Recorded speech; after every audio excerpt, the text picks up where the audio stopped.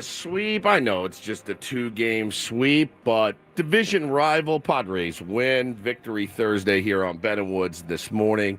Welcome in. Great to have you guys with us on Thursday. Today is May 1st.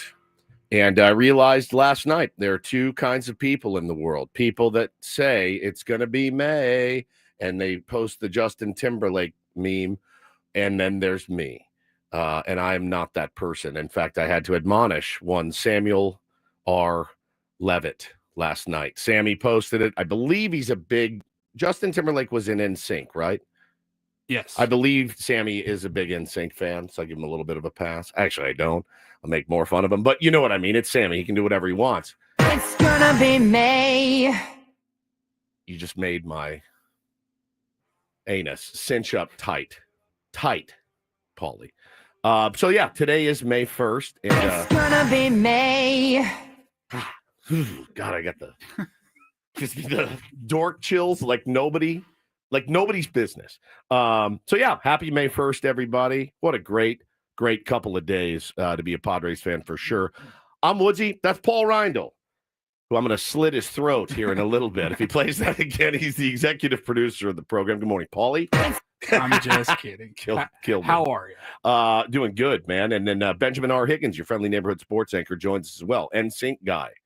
Not an NSYNC guy. I am a May guy, though. I enjoy the month of May. I believe I do as well. It feels like we're really here now, deep into 2025. Summer is around the corner. That's a good point. We've gotten through the early part of the year, and now we really can settle in for the meat of this 2025 season and calendar. Yeah, the appetizer of April is done. Right. It's meat time. It's appetizer April is done. Meat May is here. It is time to bite down on the meat on the bone. And the San Diego Padres certainly did that.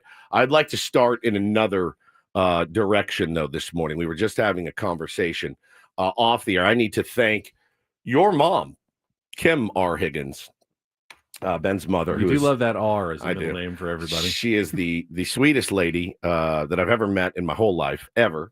Other than, my mom, obviously. She's maybe sweeter. I'm not sure. It's not a competition. They're neck and neck. Everything's a competition. Everything's a competition. Woods. Yeah, they are. She's fantastic. So I go to the mailbox yesterday, and I pull out this giant padded envelope, and I'm like, what is this? And it says Kim Higgins on it to Bo Woods, who's my 7-year-old. And I went, oh. This is cool. So we open it up, and she had written him the sweetest little note, and he read it, because he's a reader now. And it said, essentially, Bo, I heard on the radio today that your dad said that you're interested in Padres history and keeping score.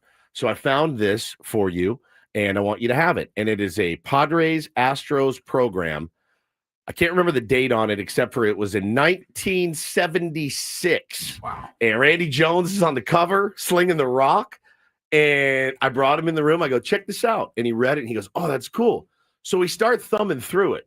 Now, the most interesting part when we were thumbing through it was every other ad was a cigarette or whiskey ad. And it was like, hey, if you're not a P word, you'll smoke Winston's. I mean, it was like, and I forgot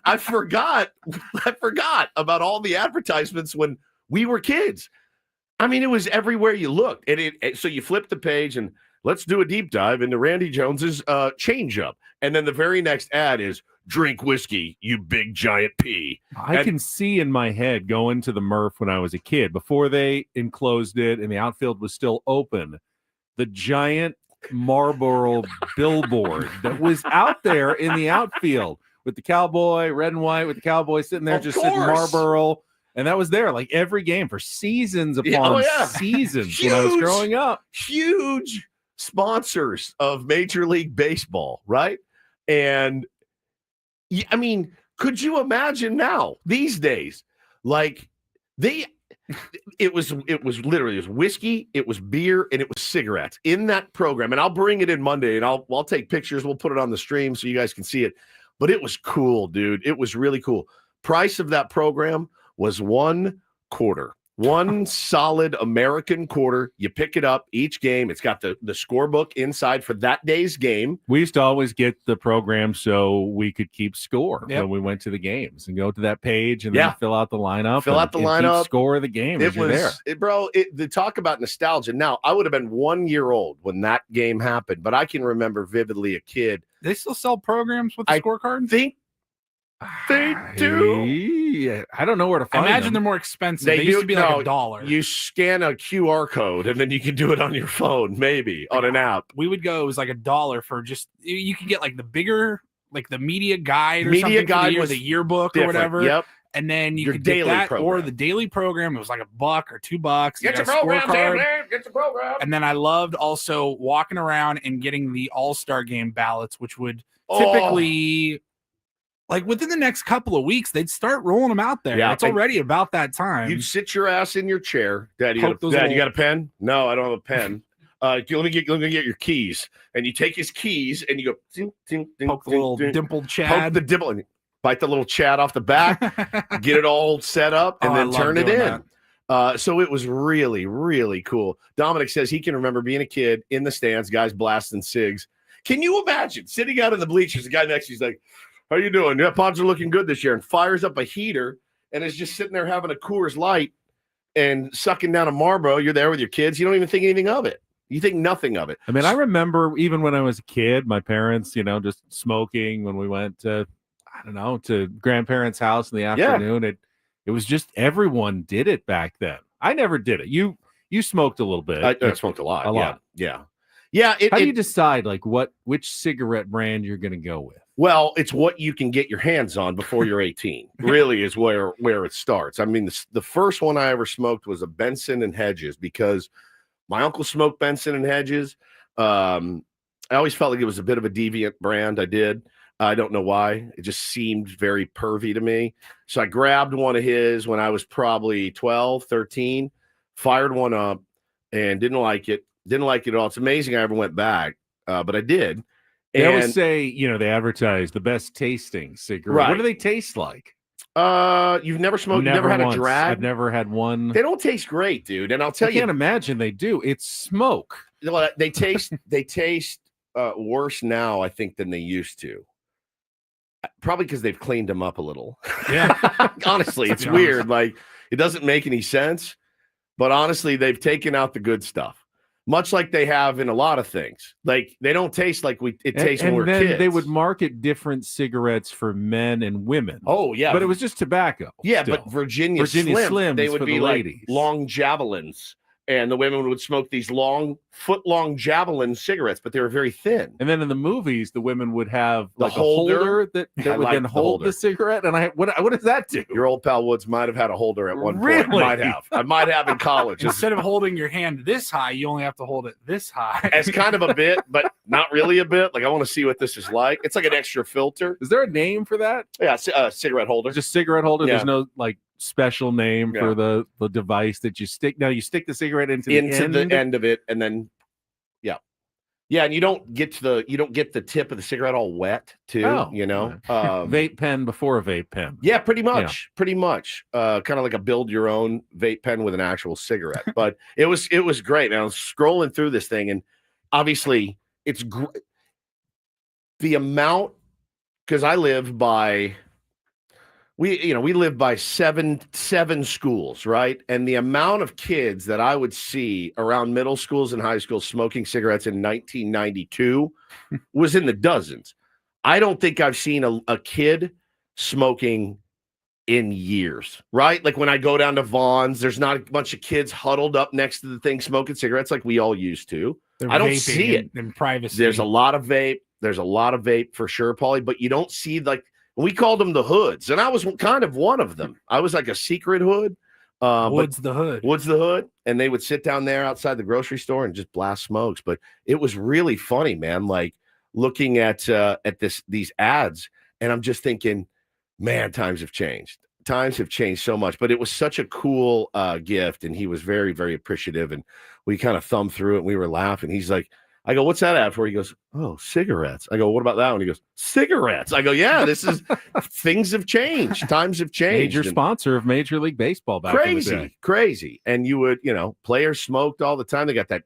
Look, say what you want. I'm not promoting it here, but Dave Parker smoking that cigarette in the dugout is one of the coolest pictures I've ever seen in my whole entire life. When he's in full uni and he's leaning up on the top step and he's blasting a cig, it's like one of the coolest pictures. I think of Jim Leland, manager of the Tigers, blasting heaters and the Pirates as well, blasting heaters in the dugout. I mean, imagine you're like playing a game at the highest level and your manager's sitting on the bench just blasting the smoke. I mean, it's just crazy. So people remembering the cigarette machines where you actually pull the almost like a pinball like machine where you'd pull it out and that would drop the package of cigarettes to the bottom. Saw one of those in Las Vegas last time we were out there. One of the casinos, I think it was like Flamingo. They had the old school cigarette vending machine. You're like, God, they just don't see those anymore. You just don't. Dominic, good point here. MLB has moved from cigs to gambling as major sponsor, just switching vices. Yeah, it's absolutely true. Absolutely true. So yeah, for all of the consternation about the gambling ads that we see now, back in the day, it was cigarette, it was beer, and it was whiskey. And you can still have beer sponsors. It was a country music song. Yeah, it really was. But you can still have beer sponsors. Sure. Yeah. Do we have is there like a Budweiser? There's something out at Petco, isn't there? Yeah. There's Cutwater. There's all kinds of stuff. So Budweiser Loft. Loft. Yeah. So alcohol, fine. They're not going to let you do tobacco anymore. But it was really cool, man. It was fun to flip through that and look back. And God, Randy Jones looked so young, and he had that. Well, let's be honest, Randy Jones, maybe the original broccoli cut, potentially. He started the trend back in the 1970s. Randy Jones, potentially the first man on the scene with the broccoli cut and the hat. Don't even have to AI that. You don't find it. There's absolutely no AI necessary. He put that hat on, and that broccoli spit out the side.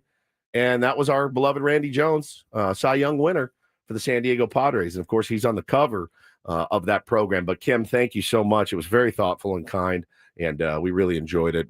But you don't want Bo to start smoking. No, I don't. I'm not worried about it. I just don't think kids are into it, man. I just don't. There's a million other things I'm worried about my kids getting into. Weirdly enough, cigarettes isn't one of them. I do feel like there was a lot of alerts about a lot of vaping going on at like high schools nowadays. That is something that teachers and administrators are concerned about. For sure.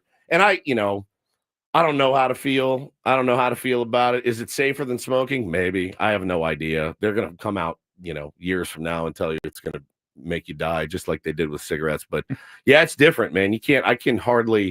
I don't think I could get a full one down right now. I don't think I could. I tried during the playoffs. I bought that pack during the playoffs, and I had one, and I was like, ugh. Now, did you ever do cigars? No, disgusting.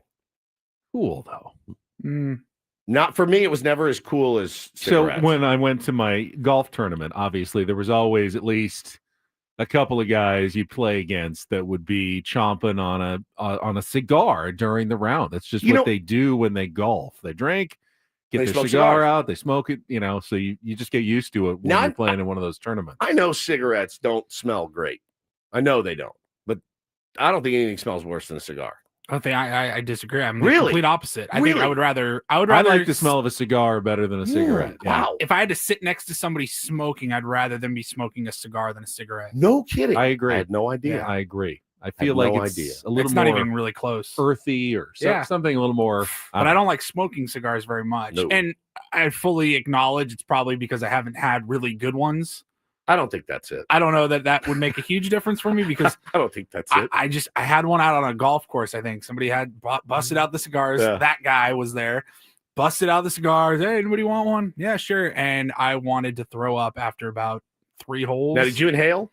Yeah. Oh, okay. I think so. A little bit. It's been years. I was like ready to throw up, and I'm like, never again. Never again. And I don't think I've had one since. Yeah, it's funny. I mean, I do the Zyn, and no, I don't think I inhaled the cigar. No, actually, I think I just kind of which is nicotine, but these taste like cinnamon, so it tastes pretty good to me. I would like to see you take one time. Never had any nicotine whatsoever. Never. I don't think so.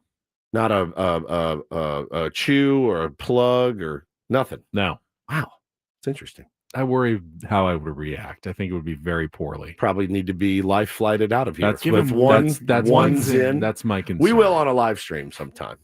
Just see. I just don't know. I'm like legitimately concerned. Oh, we're going to Philly. I'm gonna get a couple beers in you. I'll give you a Zim. We'll see how you react. It's a 3.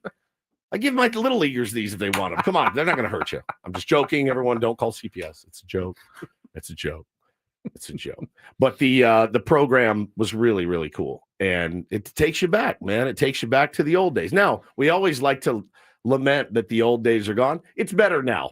Things are better now. I know it's hard. Oh, man, but back then, the thing only cost $0.25. Everything's better now. Okay? Back then, you couldn't get banana pudding in a helmet. All right? And now you can. So things immediately, you couldn't get pizza at the ballpark. Now you can. Things are infinitely better at Petco Park now than they were at the Murph in 1976. I feel pretty confident. Was it just hot dog and beer, peanuts? nachos, and peanuts? That's it. Maybe not even nachos. Probably not. Peanuts, Cracker Jacks, hot dog. Yeah, that was about the extent of it. Yeah, soda and beer and get in your time travel machine. Bring popcorn. I think they had popcorn. Bring a thing of the Cardiff crack nachos. Yeah, to a guy in 1976. And say, oh, yeah, you can get these down the third baseline. Here you go, Chief. Try that. I remember when they first added the Jody Maroney sausages at the Murph, and you could get like an upgraded hot dog. Those are my favorites. Okay, you do love sausage. That is true. All right. All right, you ready to get going today? I just got going. We got a win to talk about. We'll set the menu for the program, tell you about our guests today. It is a Throwback Thursday. Looking forward to all of it. Tier 1s, thank you for joining us. We got Kelly's Traffic, and then underway with Ben and Woods here on San Diego's #1 sports station, 97.3 The Fan. First, though, tell you about Daily Fantasy. I mean, that's the new ad going on around, and you can absolutely play it the way you want. You don't have to, play 100 a day. I set like 2 or 3 lineups a week. That's what I do, but I enjoy my Prize Picks. It's pretty simple to play. All you have to do is download the app at prizepicks.com. Make sure when you do use the code KWFN because you're going to get $50 instantly when you play your first $5 lineup. Let me say that again. $50 instantly when you play your first $5 lineup using the code KWFN. Here's what I do. Use that 50 and set like 10 $5 lineups over a couple of weeks to figure out how it works for you. You can combine sports, baseball, basketball. You're just playing against the numbers. You look at projections like 4.5 strikeouts or 1.5 hits for players. You pick more or less.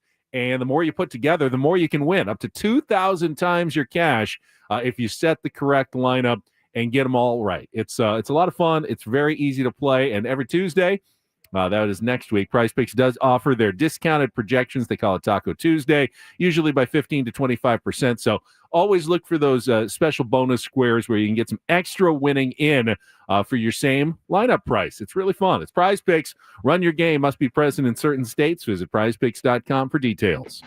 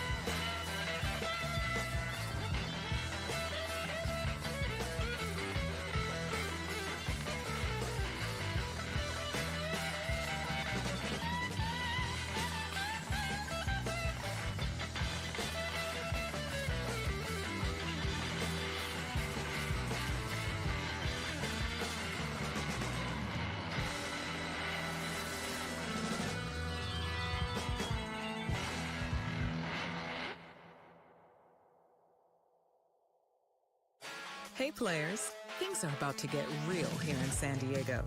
Introducing the all-new Jamul Casino Resort. With a 200-room hotel tower, exciting new eats and drinks, plenty of new places to play, and a luxe spa and salon. Hello, rooftop pool and deck. It's where players can play their hearts out and enjoy all the perks that come with it. It gets real this summer at the all-new Jamul Casino Resort, the players' place.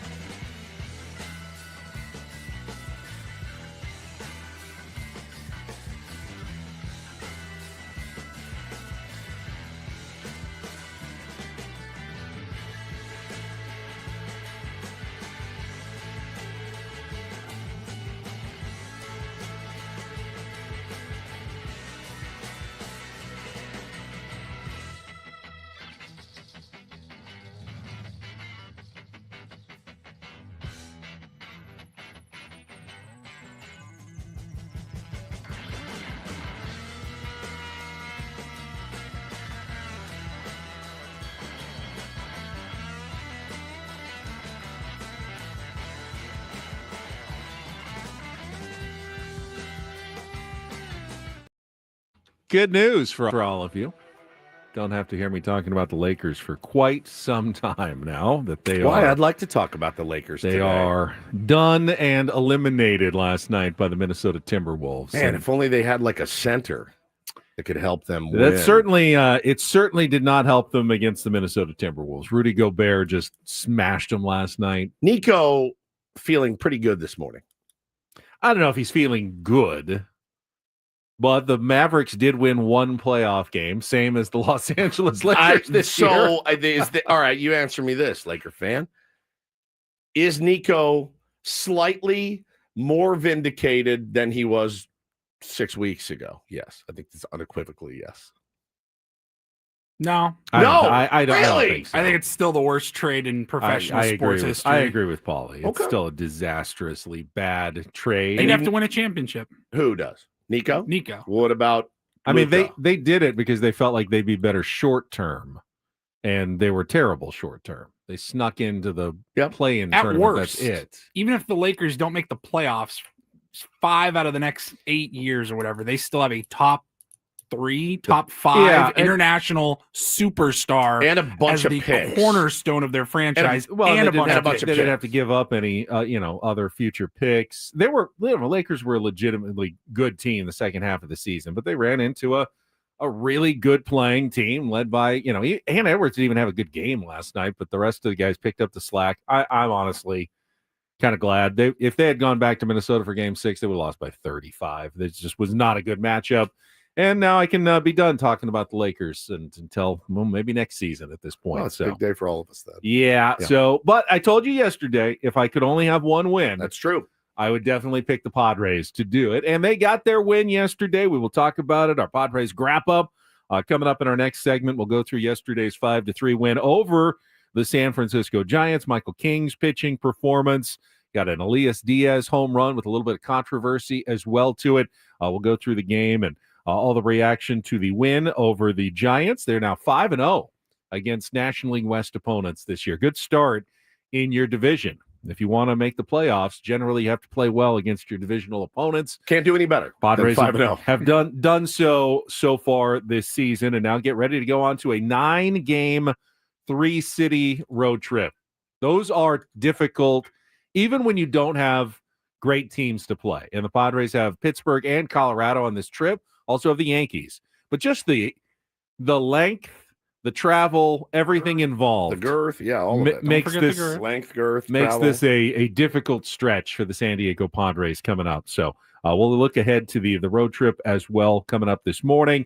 Yes, Thursday means in-season Sammy, Sam Levitt, will help us wrap up the homestand at 7:35. It also means Smart Baseball with Eno Saras coming up at 8:35 this morning.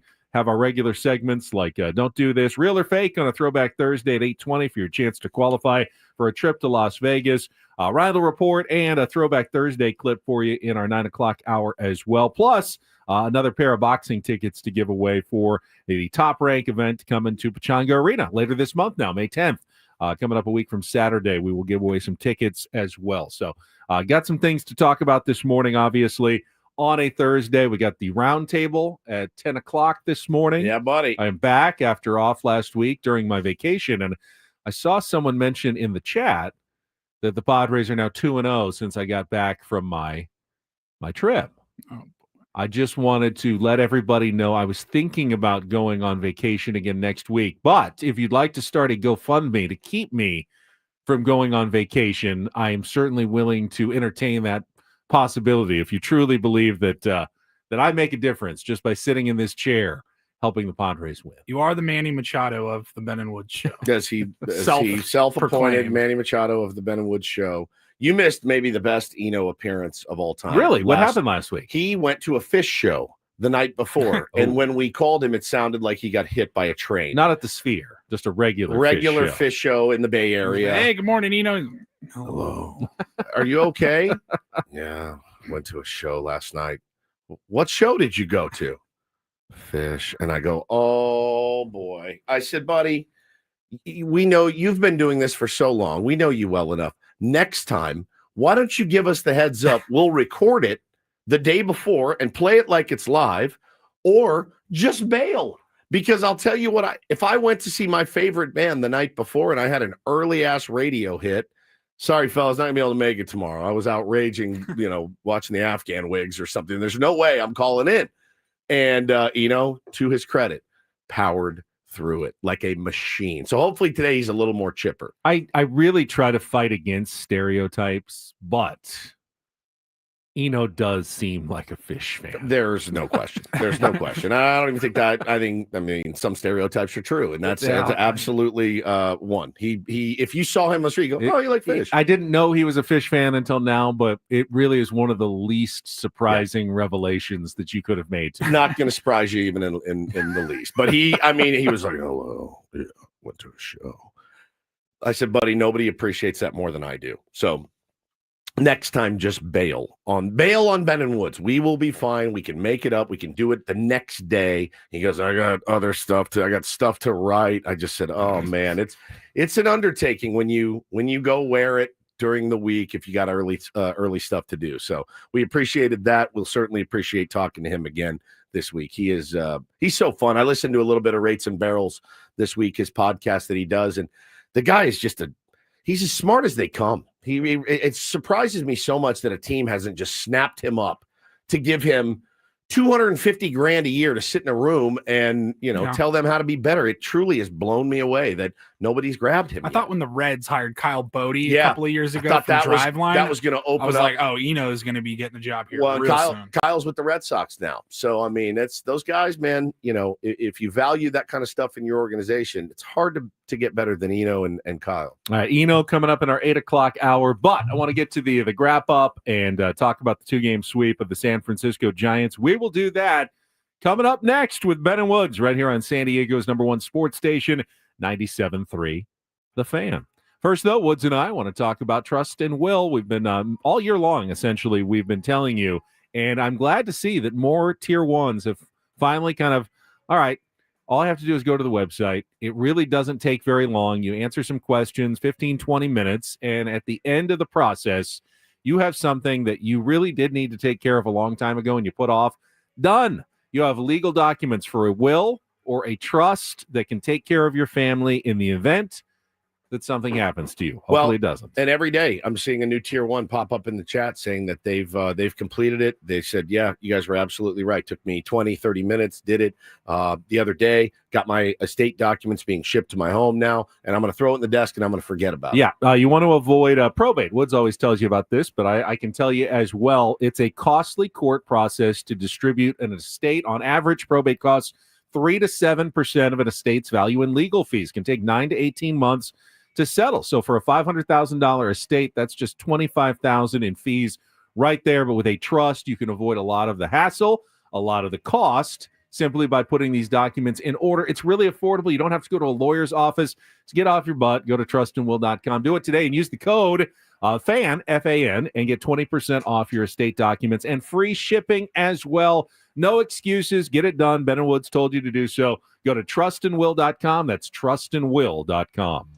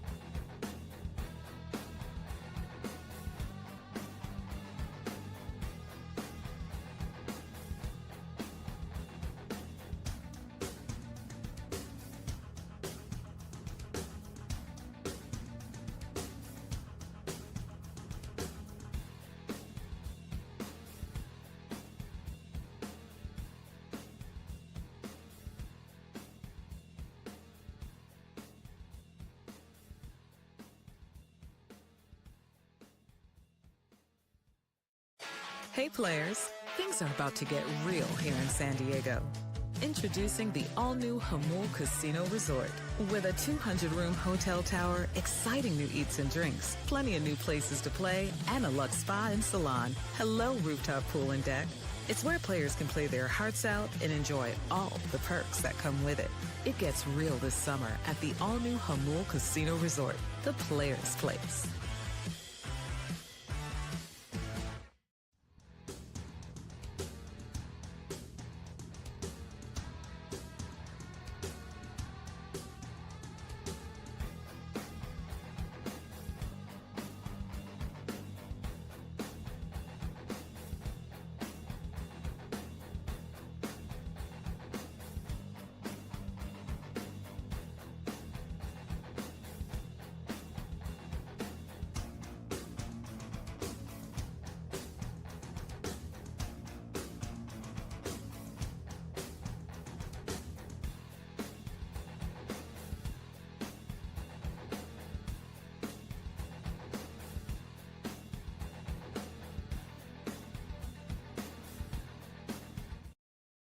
Off day for the Padres to today in Pittsburgh, where had an incredibly scary moment yesterday at PNC Park. With video, you probably saw it. A fan fell from the 21-foot outfield wall onto the warning track yesterday during the Pirates game and is in critical condition, which is just absolutely scary. I mean, you saw the video, Woods, and I mean, I don't know how you have railings there, and they're only like thigh high. They are. You know, they're about thigh high railings, which again, I mean, you can't have a giant fence up in front of people. You assume some level of responsibility and caution when you sit in a seat like that. And again, the reports are that he was pretty intoxicated. Many have said the fact that he was intoxicated might have saved his life. For now, he is in critical condition, but you could see when he tumbled, he wasn't tight. It was as loose as a rag doll, and it looked like somebody threw like one of those CPR dummies off the second floor, and he hit that thing, and I watched it once. That's all I could stomach. I have the weakest stomach for stuff like that, and it was awful. It was awful. It was one of the worst things I've ever seen. And honestly, I was like, I think we just watched a man die. Yeah. At the time, I thought he was dead. At a baseball field. And again, I don't think he's anywhere near out of the woods yet, but it was horrific, man. And yeah, they had to bring carts out and do the whole thing and take him off and get him to the hospital. And then they had to go finish and play a baseball game, which is, I did see people say, oh, you got to bang the game. You can't do it. I understand your sentiment, but I think, once you're there, you kind of have to push through and finish the thing. And it was as nasty of a scene as I've seen in a long time. Well, you think about Padres playing on when Luis Ariz gets taken off on a backboard, and fortunately he was okay, but they do generally press on and finish with the games, even after bad things unfortunately happen. There was an update on Pittsburgh Pirates Reddit. I don't know if this is true or not, but take it with a grain of salt. Somebody did say, I was sitting 5 rows behind him. He was drunk. The inning before, he ripped his shirt off and poured a beer all over himself. He jumped up from his seat when the Pirates got the hit. He jumped up so quickly while drunk, he literally propelled himself over the ledge. He didn't do it on purpose. Nobody pushed him. He was there with his girlfriend, a friend, and another woman. The friend ran down to the lower deck in center field and then jumped onto the field to see if he was okay. I saw that. The one that was a female that was sitting next to him. Man, it was it was bad. I mean, look, keep your head about you as you're out there at ball games. You see it a lot too. The foul ball comes and people lose, and that's not the case here, but a foul ball comes and you see people lose all sense of reality, and they're traipsing across seats and they fall, and it's like, man, I'm surprised these things don't happen more at ballparks. So again, man, if you see somebody, that's a little bit out of control and where that could happen, maybe make that call, maybe shoot that text to that number, let them know, hey man, this guy's in danger, and he's endangered himself and others around him right now. But it was a really scary scene. Scary story. We will move on though with our Padres wrap up of yesterday's 5-3 win over the San Francisco Giants. We'll get to that right after a check of traffic here on 97.3 The Fan. From the 855 Get Ross Traffic Center, protecting San Diego after accidents or injury, here's Kelly Danick. Still pretty quiet on our roads at this time. Starting to see the usual slowing in the usual spots. Yeah, looking at you, westbound 52 heading out of Santee. Looks like the stalled car might still be on the transition ramp northbound 5 to the eastbound 8 connector over the right shoulder. And Kelly Danick with Bentonwood, San Diego's #1 sports station, 97.3 The Fan. I love winning, man. I love winning. You know what I'm saying? It's like better than losing.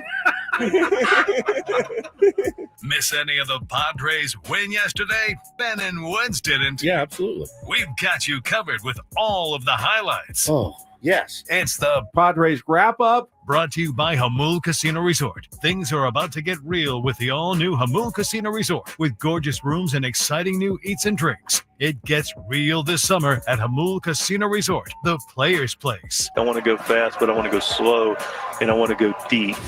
And the 2-2 is hit on a line into right field. That's down to the base hit. Yastrzemski charging. Sheets is on his way. Here's the throw to the plate. Not in time.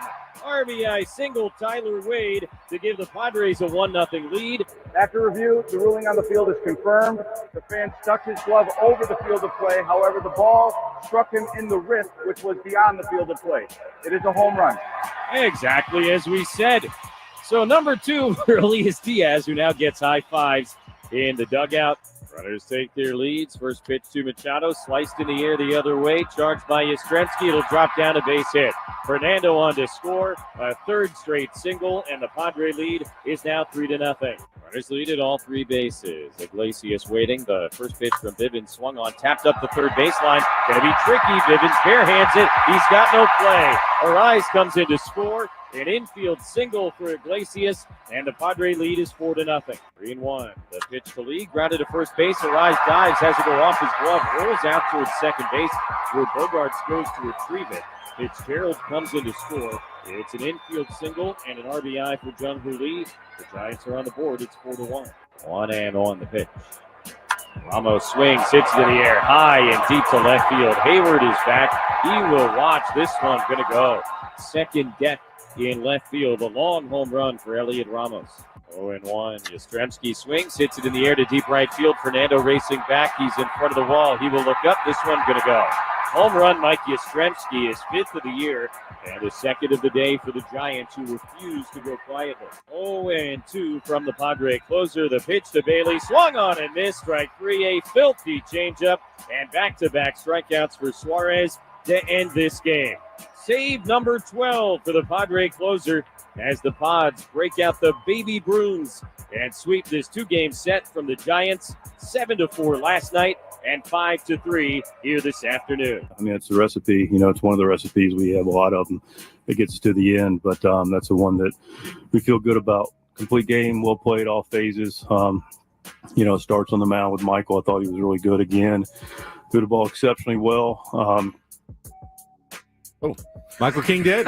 Threw the ball exceptionally well. Go ahead, Schulte. Finish. And that's the end. That's it. All right. Exceptionally well. He did. Asked and answered. 5 2/3 innings, 3 hits, 1 run, 1 walk, 6 strikeouts, 91 pitches for Michael King, who improves to 4-1 on the season and has that ERA 2.09. 2.09. We are seeing. We are when he takes the mound. I'm like, yeah. I mean, honestly, like it is. I have such a good feeling about winning that baseball game that day. Nick Pivetta has earned that too.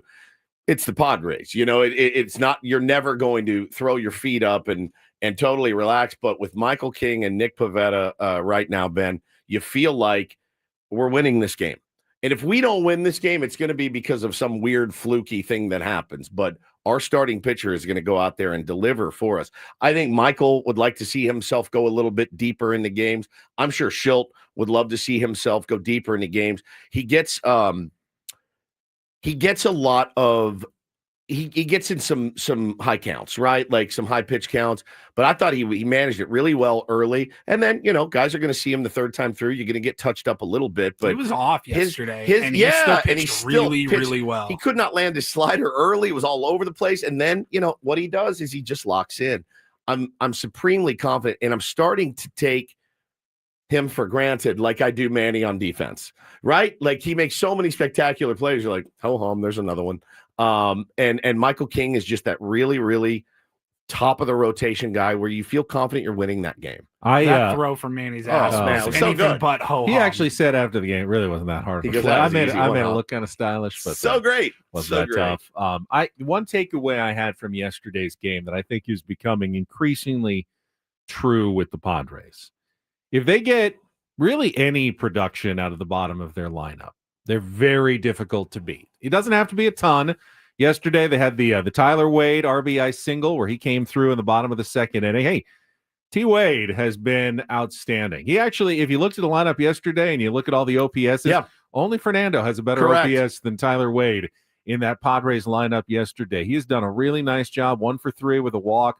He's getting on base at a 4.13 clip. That's actually even better than Fernando. Tyler Wade's done a really, really nice job when they needed him to. And then, the Elias Diaz home run, he went 2 for 4. And those are the 2 runs right there. Now, you get your normal whatever from the top of the lineup, and they got they got a couple of rallies later and scored and added on, which was critical because sometimes you don't add on and things get dicey, but they were able to survive. I mean, the bullpen wasn't bad, but they gave up solo home runs by Estrada and Adam both gave up the solo shots, but the Padres were able to weather that because they got a little extra offense from the bottom of the order, and that's all it really takes for your Padres now. Well, no doubt, and Adrian Morejon again comes in, gets 2 big outs, and that recipe, Benny, right now of Estrada, Morejon, Adam, Suarez is about as lethal as it can be. And it was so weird to watch Estrada and Robert and Jason Adam blink a little bit because they have just been so locked in. But those guys have pitched the last 4 games. Estrada pitched 22 pitches on Sunday, 17 on Tuesday, 12 on Wednesday. So he'd been a little taxed. Adam had been in. He was in Saturday, Sunday, Tuesday, Wednesday, relying on him pretty heavily. And Morejon had thrown 3 of the last 4 games as well. So he's found his recipe, as he calls it. And that's the one he feels locked in and comfortable with right now. Well, you could tell that Mike Schilt and AJ Preller, I'm sure they discussed this, but they really targeted this 2-game series. You probably won't hear him say it in those terms because it's early in the season and you don't want to build up any particular game or series. But with the 2 off days around it, 2-game series, they sent Kyle Hart down to the minors so they could put Michael King in this start instead of Kyle Hart. They had their bullpen rested. They thought there's no reason we can't use all these guys 2 days in a row because there's another off day coming up on Thursday afterwards. Yep. They wanted to give the Giants, who were off to a really good start, their very best at home and get out to an early lead in the season series. Mission accomplished by your San Diego Padres over the last 2 days. They set that task out for themselves, and they accomplished it. You had a very well-rested Yuki Matsui. You had a very well-rested Wandy Peralta. You have a very well-rested young kid in Ryan Bergert. You had weapons down there in the bullpen. It was a very conscious decision, in my opinion, to say, no, if we get beat, I'm fine getting beat with Adam, Estrada, and Morejon. And Suarez. If you beat us, I'll tip my hat to you. But I'm not going to give you, especially with the way the Giants are able to grind and add on and score weird runs and good stuff happens to them when, seemingly late in the game. If you're going to beat me, you're going to beat my best. And they weren't able to do that. And credit goes to those guys for probably, in Adam's case, probably being a little bit gassed, man. 23 pitches Saturday, 11 Sunday, 13 Tuesday, 22 yesterday. Probably needs a day off. I'd probably give him a couple. Right? If you can win a game in Pittsburgh in the first game without having to use Jason Adam, that's probably a good idea. He's thrown a very nice 69 pitches in the last 4 games, but high stress, late innings. The guy's been unbelievable. So not surprised by the hiccup, not mad at the hiccup. It was due to happen. It happens to all of them. Yep. So yeah, this road trip though will look very different with 9 games in I think, 10 days, you're going to have to need the whole bullpen. Absolutely. You're going to need your depth. It's going to be a different look than these last 2 games against the San Francisco Giants. Well, Benny, in different look, think about this too. You mentioned the contributions up and down the lineup yesterday. How much better is it when your catcher reaches out and rips one down the line for a 2-run homer, right, in the 9 spot? How great is it that Tyler Wade is the guy that drives in your first run? Jose Iglesias on the swinging bunt, who I think he's perfected that. He does it so much, I'm actually wondering if he does it on purpose. Manny Machado with a big RBI. Luis Ariz adding on with a triple. I mean, you get contributions up and down the lineup. Xander Bogaerts, again, momentum is weird. We all thought it may get him going, having a nice night the night before. Did not get him going in the slightest. 2 more strikeouts, 0 for 4. Had a chance to drive in a run early with just a sacrifice fly. Couldn't get the job done. So, yeah, man. Did hit a scorching liner, one at bat right at the first baseman. Yeah. But, yeah, I mean, baseball is weird that way. It is weird that way. I really thought, okay. I mean, and again, it's not like the next day they had a guy throwing 98 with fuzz and just couldn't catch up to it. It was a guy that you should be able to hit a sacrifice fly on. I know it's very, very hard, trust me. But, again, he's just kind of back to it's one game good, one game bad. And the Padres went 4 for 8 with runners in scoring position in the last 2 games. Yeah. They've come through, whereas they didn't the previous week. They had opportunities the previous week, and they just didn't come through with runners in scoring position. And that's always one of those things that, hey, they just need to hit with runners in scoring position. Yeah, I'm sure they want to, and sometimes they do, and sometimes they don't. And there's not a lot of rhyme or reason about why you do or don't hit with runners in scoring position. Gavin Sheets with a couple of good ABs, drawing walks, ended up scoring a run. I mean, those things are important for sure. But, hey, man, impressive. Very impressive couple of dubs at home in front of 90,000 people. In 2 games. It was just insane out at Petco Park. You throw Pavetta and King, you got the home crowd, You're playing a division opponent. Like, that is exactly how you draw it up. What a beautiful, delicious recipe it turned out to be. And now we're all enjoying the fruits of that recipe, a delicious piece of Padres winning pie. And while they still are, a little bit below where they were when they started the bad stretch a week and a half ago, they've weathered the storm injury-wise. Yeah. It appears. Got Luis Ariz back. You got Jason Hayward back. And when we come back, you'll get the update from Mike Schilt on some of his other players who look like they are knocking on the door for a return during this upcoming road trip. That is coming up next. Hour number 2 of Bennett Woods. Don't go anywhere. San Diego's #1 sports station, 97.3 The Fan.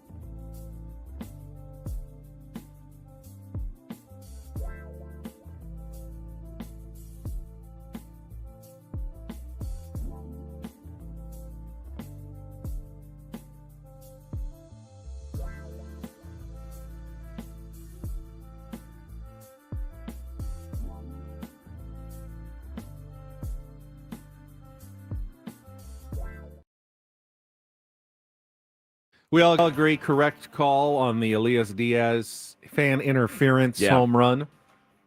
Guy clearly reached over, Giants fan, by the way, clearly reached over the wall, but it didn't hit the part of the glove that was over the wall. It hit the wrist, and it was close. Am I 100% sure it would have gone over?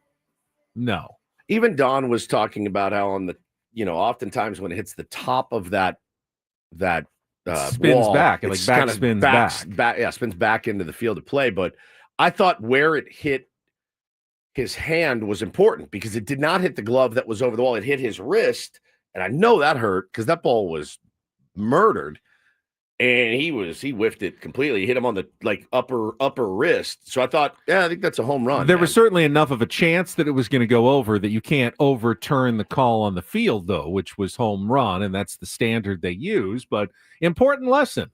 Giants fan may have cost his team. That ball may have gone back onto the field. Yeah. Had it been ruled in play, I don't know that they would have changed it. I agree. The thing, man. The call on the field was massively important. Padres fans, just note, don't be Giants fan. Don't reach over the wall, even if it's coming your way. Got to wait until it crosses to make sure your team gets the home run. But like I said, people lose all sense of decorum and ability to check their body when a ball is coming toward them. They just lose their minds. And so, but I know that dude's got a bruise this morning. I know he does. That ball was, I can't say it. He smoked it. Stung. It was stung. And so, hyped it.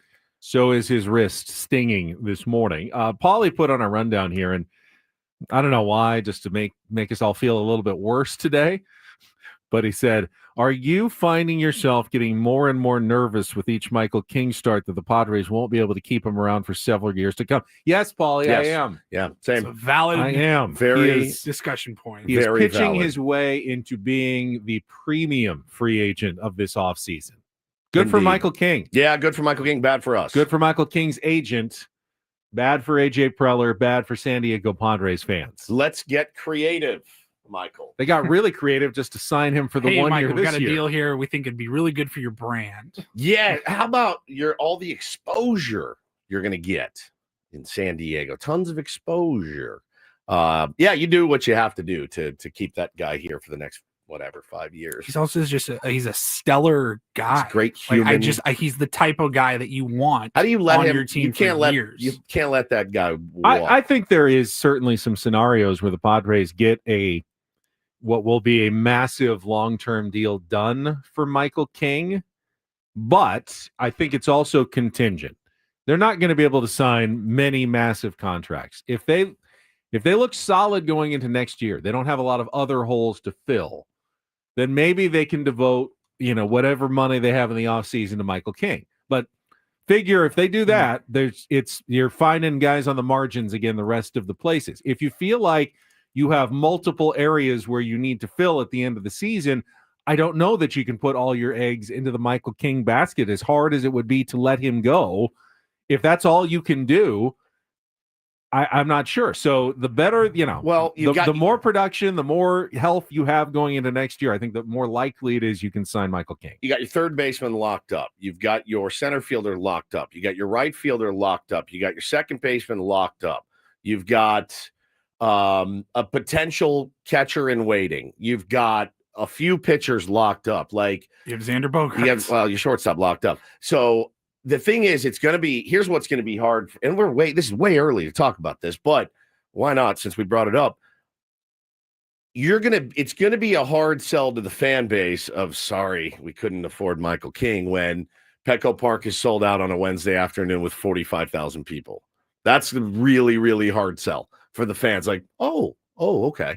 You let him walk. All right. It would be insulting and a tough pill to swallow as a fan, because all you hear so much of the time is how much you need the fans. Yeah, come on out. Every other owner is crying poor right now because their fans aren't coming to the ballpark, and they're saying, well, that's why I'm not spending any money, because nobody shows up to watch this team.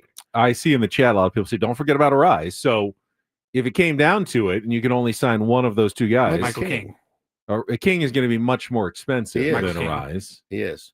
But I don't think my prediction would be you can't keep both of them. You won't be able to keep both of those guys at the end of this season. Yeah, imagine Michael King slinging that two-seamer and that sweeper against you wearing LA, Pantone Now keep blue. in mind, you're getting a pitcher back next year, one that's already signed in Joe Musgrove.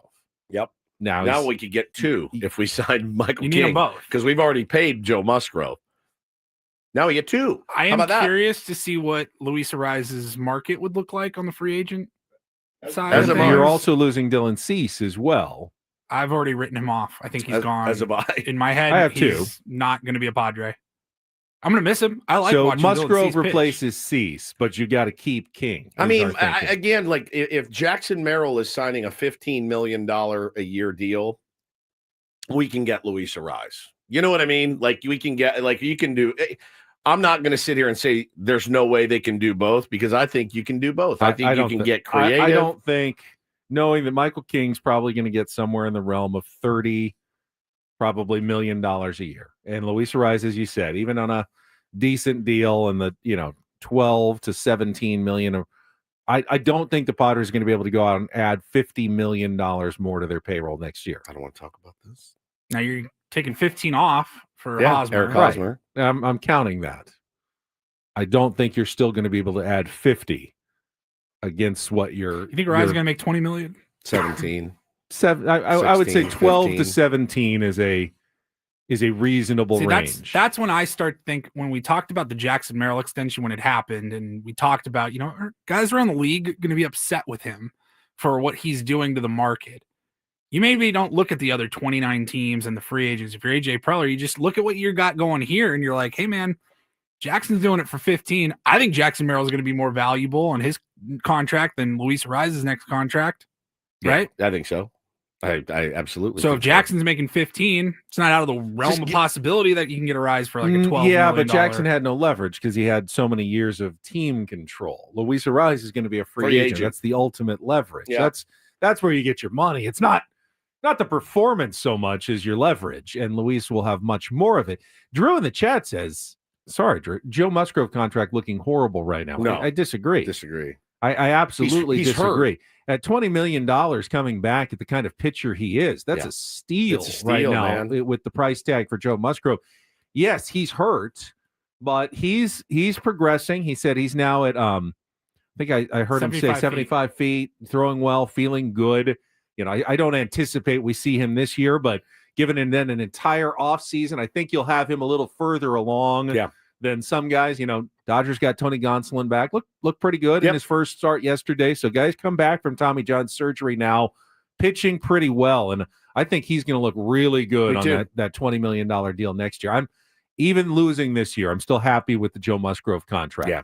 And they're going to need pitching next year with or without Michael King. Yeah. Because as you said, we all feel like they're going to lose Dylan Cease at the end of this year. As for the rest, you're going to lose Cease. You're getting Musgrove back, sure. But what do you expect from Darvish in 2026? That's the other question. Would we have him for 3 more years? Yeah. I don't know that he's going to have too many strong seasons, full-length seasons the rest of the way. So you really, really need to look at how you can bring back a Michael Well, and King. if I'm Jackson Merrill, and I kind of ate it a little bit, in the hopes of the team's going to build and continue to build, that's what I expect. I expect them to go build. I really do. And look, as I said, it's way too early for this talk. Way too early. We did get an injury update on some of the other guys, though. Luis Ariz and Jason Hayward back. How about Jackson Merrill, Brandon Lockridge, Jake Cronenworth, Yu Darvish? Mike Schultz had an update yesterday on all of those guys as they head out on the road. Do you have any updates on the guys in Arizona, Lockridge and Merrill, and their progression, and also maybe when Jake might join them? Jake, I don't know if he's going to join them. Those guys are all on 3 different plans. Locke and Jackson are pretty close to the same plan relative to where they are in their rehab, and they're at the good side of it. They're towards the finish line of it. Locke played back-to-back games in Arizona at the complex on Monday and Tuesday. I think I've got my days right. And then Jackson played last night with Locke Tuesday. And they both got 6 at bats. Locke swung the bat well, played left. Jackson played center. Locke got a bag and won the 2 games.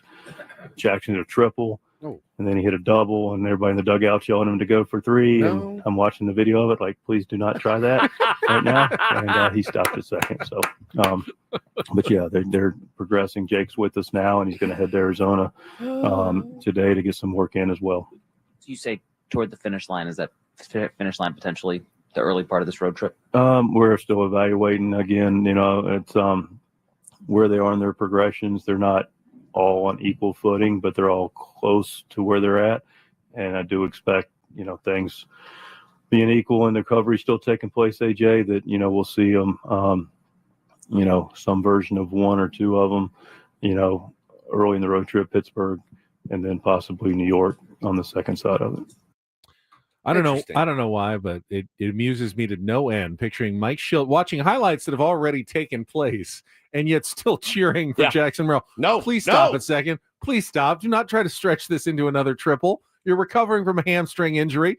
Do not, in a complex game, you're not trying to get 3 here. Come on, bro. It just goes to show you what kind of player that guy is. You can't turn it off, right? Like, it's just, that's who that guy is. And maybe to his detriment at this point as you are recovering from a hammy. Like Joe in a spring training game falling, diving. Like, come on, man. Throwing off balance and diving. Please don't. You can't just turn it off. You just can't. And they need to. So hopefully Jackson's back and Lockridge for the Pittsburgh series. It sounds like that's a possibility. Sounded like it. One of them, if not both, could be back during the series that starts tomorrow in Pittsburgh, and then both of them should be back by the time they get to New York on Monday to face the Yankees. So Brandon wants to know, with 3 guys coming off the IL, Jackson, Croney, and Lockridge, and they will be coming off at different times. You may see a Merrill Lockridge off the IL. Who goes down? Who stays? I'm keeping Tyler Wade on my team. Tyler Wade, obviously he's not going to be playing center field if Jackson Merrill's up, but he can. Brandon Lockridge, because Tyler Wade can also play in the infield. Tirso still has options. I think he goes down. Connor Joe, I would certainly think could possibly be headed back down. If y'all have all 3 of them back, Tirso probably. That's 2 of them. I mean, Oscar Gonzalez, I kind of like. I don't necessarily want to lose him, but I don't know that you can keep him and Tirso. Right, somebody's got to go. Somebody's got to go down. Yeah, no, Tirso I think goes down for sure. When Jackson probably comes back, and then Lockridge, probably Connor Joe. You're adding speed. I mean, Lockridge is definitely a value to the team. Oh yeah, probably above where Connor Joe is at this point. And then these things tend to work themselves out. Someone else says that a bump or a bruise somewhere, but an ouchie. At this point, those would be the first 2 that I would think would be on the plane back to El Paso. I don't know if Oscar has any more options, right? I think now that he is on the 40 man, I don't think he's out of options. Okay. They had to get him onto the 40 man originally, but now that he is, I believe he does have options. Yep.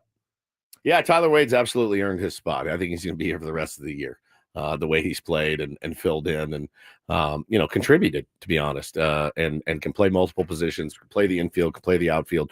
So he's turning into a valuable player. Don't Do This is coming up next. Know the rules of baseball, apparently. One team got burned by not knowing the rules well enough, and I'll admit I wasn't aware of this one either. We'll get to that coming up next with Ben and Woods after a check of traffic with Kelly here on San Diego's #1 sports station, 97.3 The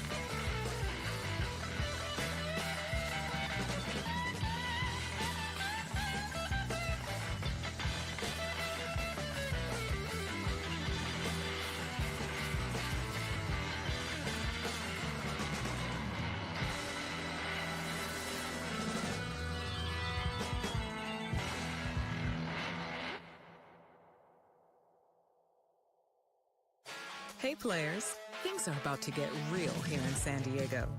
Introducing the all-new Hamul Casino Resort. With a 200-room hotel tower, exciting new eats and drinks, plenty of new places to play, and a luxe spa and salon. Hello, rooftop pool and deck.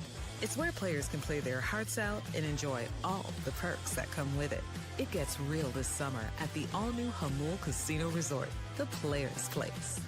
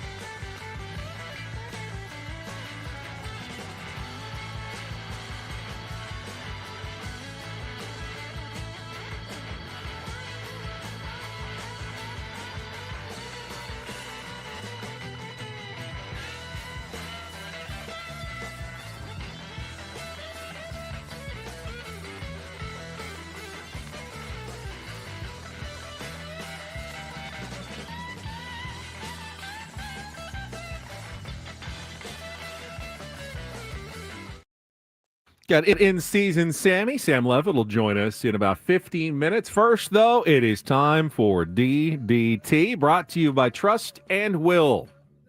Don't leave your entire estate, house, kids, and life savings up to chance if and when you die. Do set up a trust or will online at trustandwill.com. This is a lot more affordable than you think. Visit trustandwill.com for more info. I will get us started today in the great game of baseball. The Angels, they started the season with some promise. They did. They were playing pretty inspired baseball. They are fifth place in the West now. They are 12-17, and things are not going well.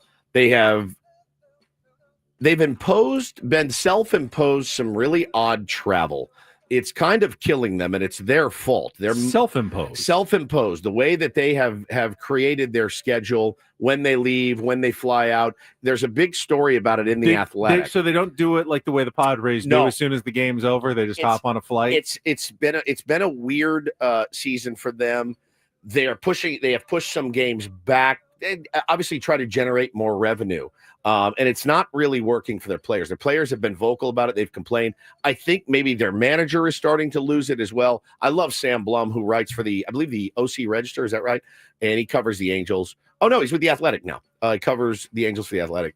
He writes yesterday, well, the Angels just had two pitchers go to the mound. Ryan Johnson from the dugout and Jake Eater from the bullpen.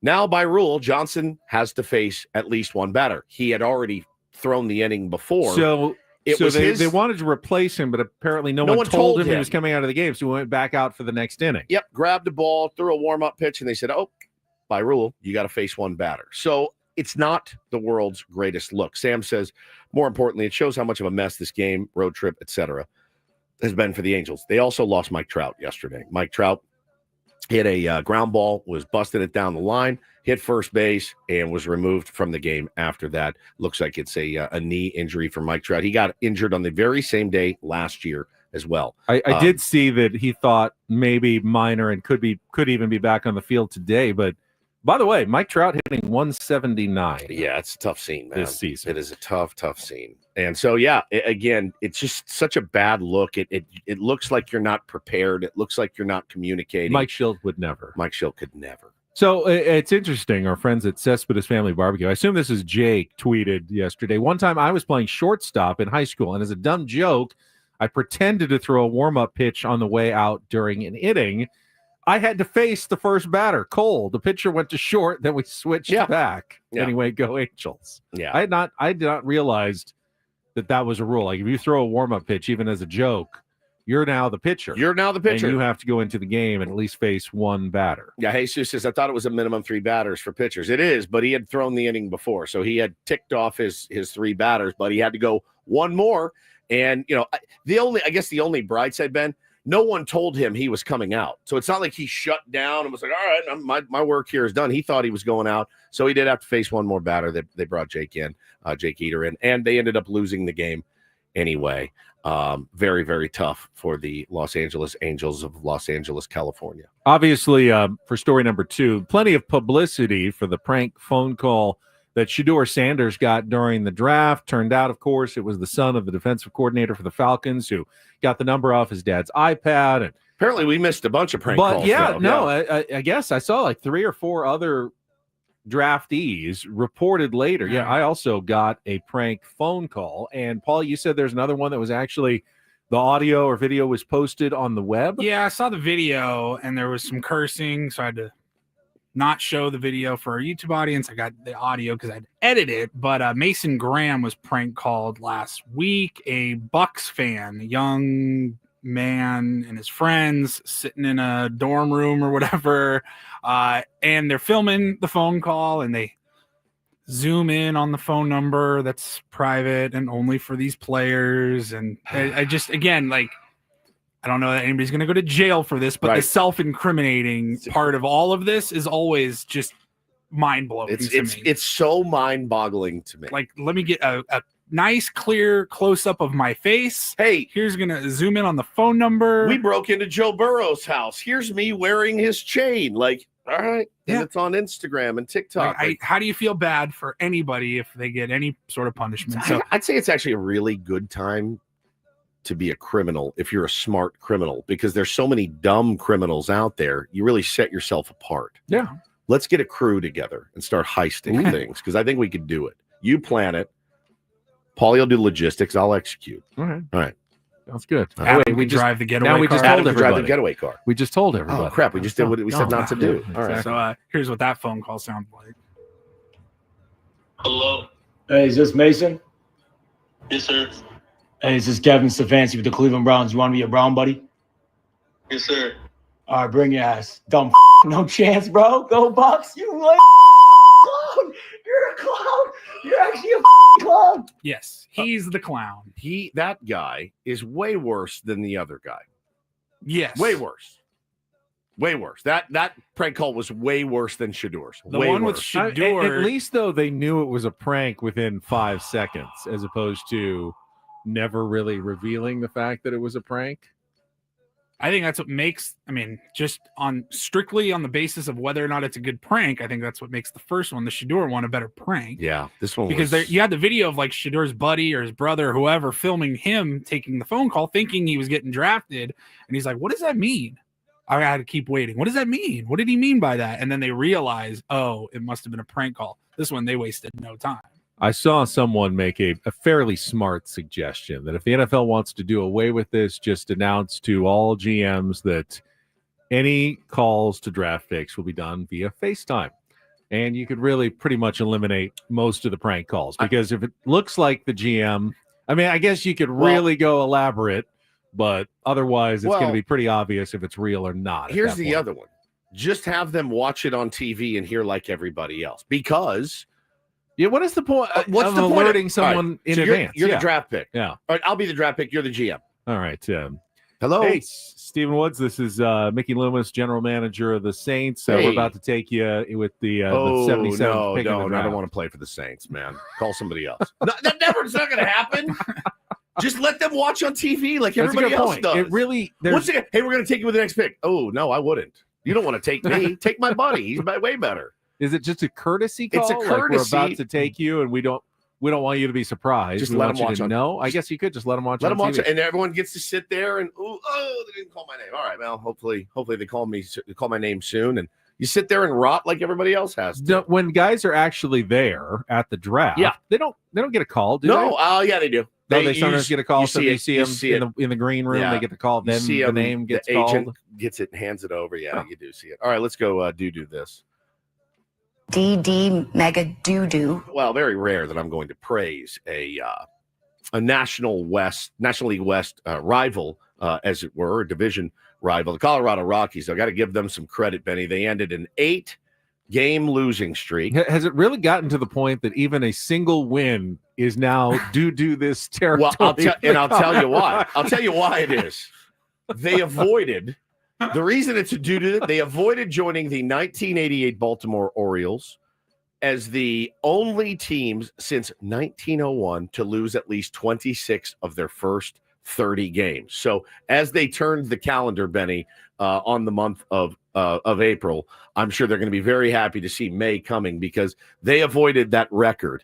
But yeah, they did. They beat Chris Sale, man. Beat him 2-1 yesterday. Brenton Doyle hit a tie-breaking home run off of Chris Sale in the third inning. A 2-1 victory over the Braves. Again, avoiding the 1988 Baltimore Orioles as the only team since 1901 to lose 26 of their first 30. I guess I'll throw in a do this for the Mariners, Guardians, Orioles, Pirates, Phillies, well, they're Royals. They weren't about to Blue break Jays, a record. They weren't about to break a Brewers, record. Athletics, and Cardinals twice, who swept a doubleheader. Yeah.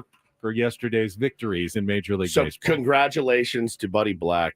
You're officially off the hook for the worst start in Major League Baseball. Sure, he enjoyed a nice craft beer after the game in honor of that amazing accomplishment of not being the worst team of all time after 30 games. Yeah, that's a big one. And that's don't and sort of kind of do this for a Thursday. That was Don't Do This with Ben and Woods on 97.3 The Fan. In season, Sam Levitt will help us wrap up the Padres homestand that was. Look ahead to a big 9-game East Coast and Rocky Mountain road trip coming up for your San Diego Padres. That is next on San Diego's #1 sports station, 97.3 The Fan. Well, for over 8 years, QC Kinetics has been the nation's leader in non-surgical relief for joint pain with over 50,000 satisfied patients. I am one of them. Lots of people out there with knee, back pain, now living pain-free. Shoulder and hip pain is gone. And what they're doing here in San Diego is nothing short of remarkable. They are using regenerative cell therapy to restore the tissue in your achy joints. It makes sense, right? My joints, my wrists were so achy wasn't even the right word. It was painful to the touch. And every time I do one of these spots, I find myself grabbing my wrists and squeezing them and thinking, that's crazy. It's crazy. I could not touch them. It would almost bring me to my knees when I would bang my wrist against something.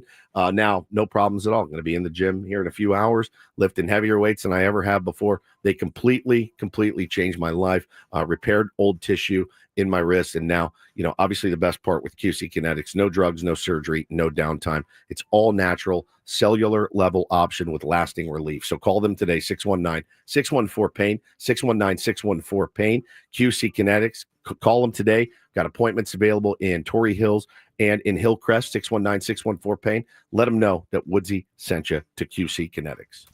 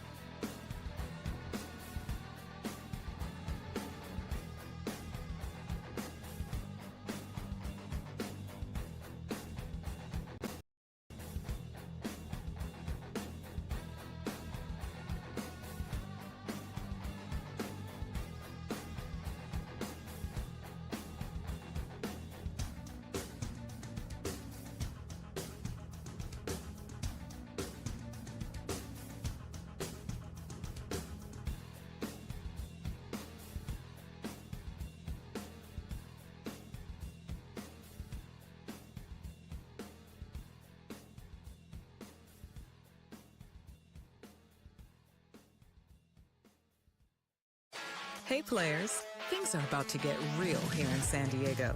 Introducing the all-new Hamul Casino Resort. With a 200-room hotel tower, exciting new eats and drinks, plenty of new places to play, and a luxe spa and salon. Hello, rooftop pool and deck.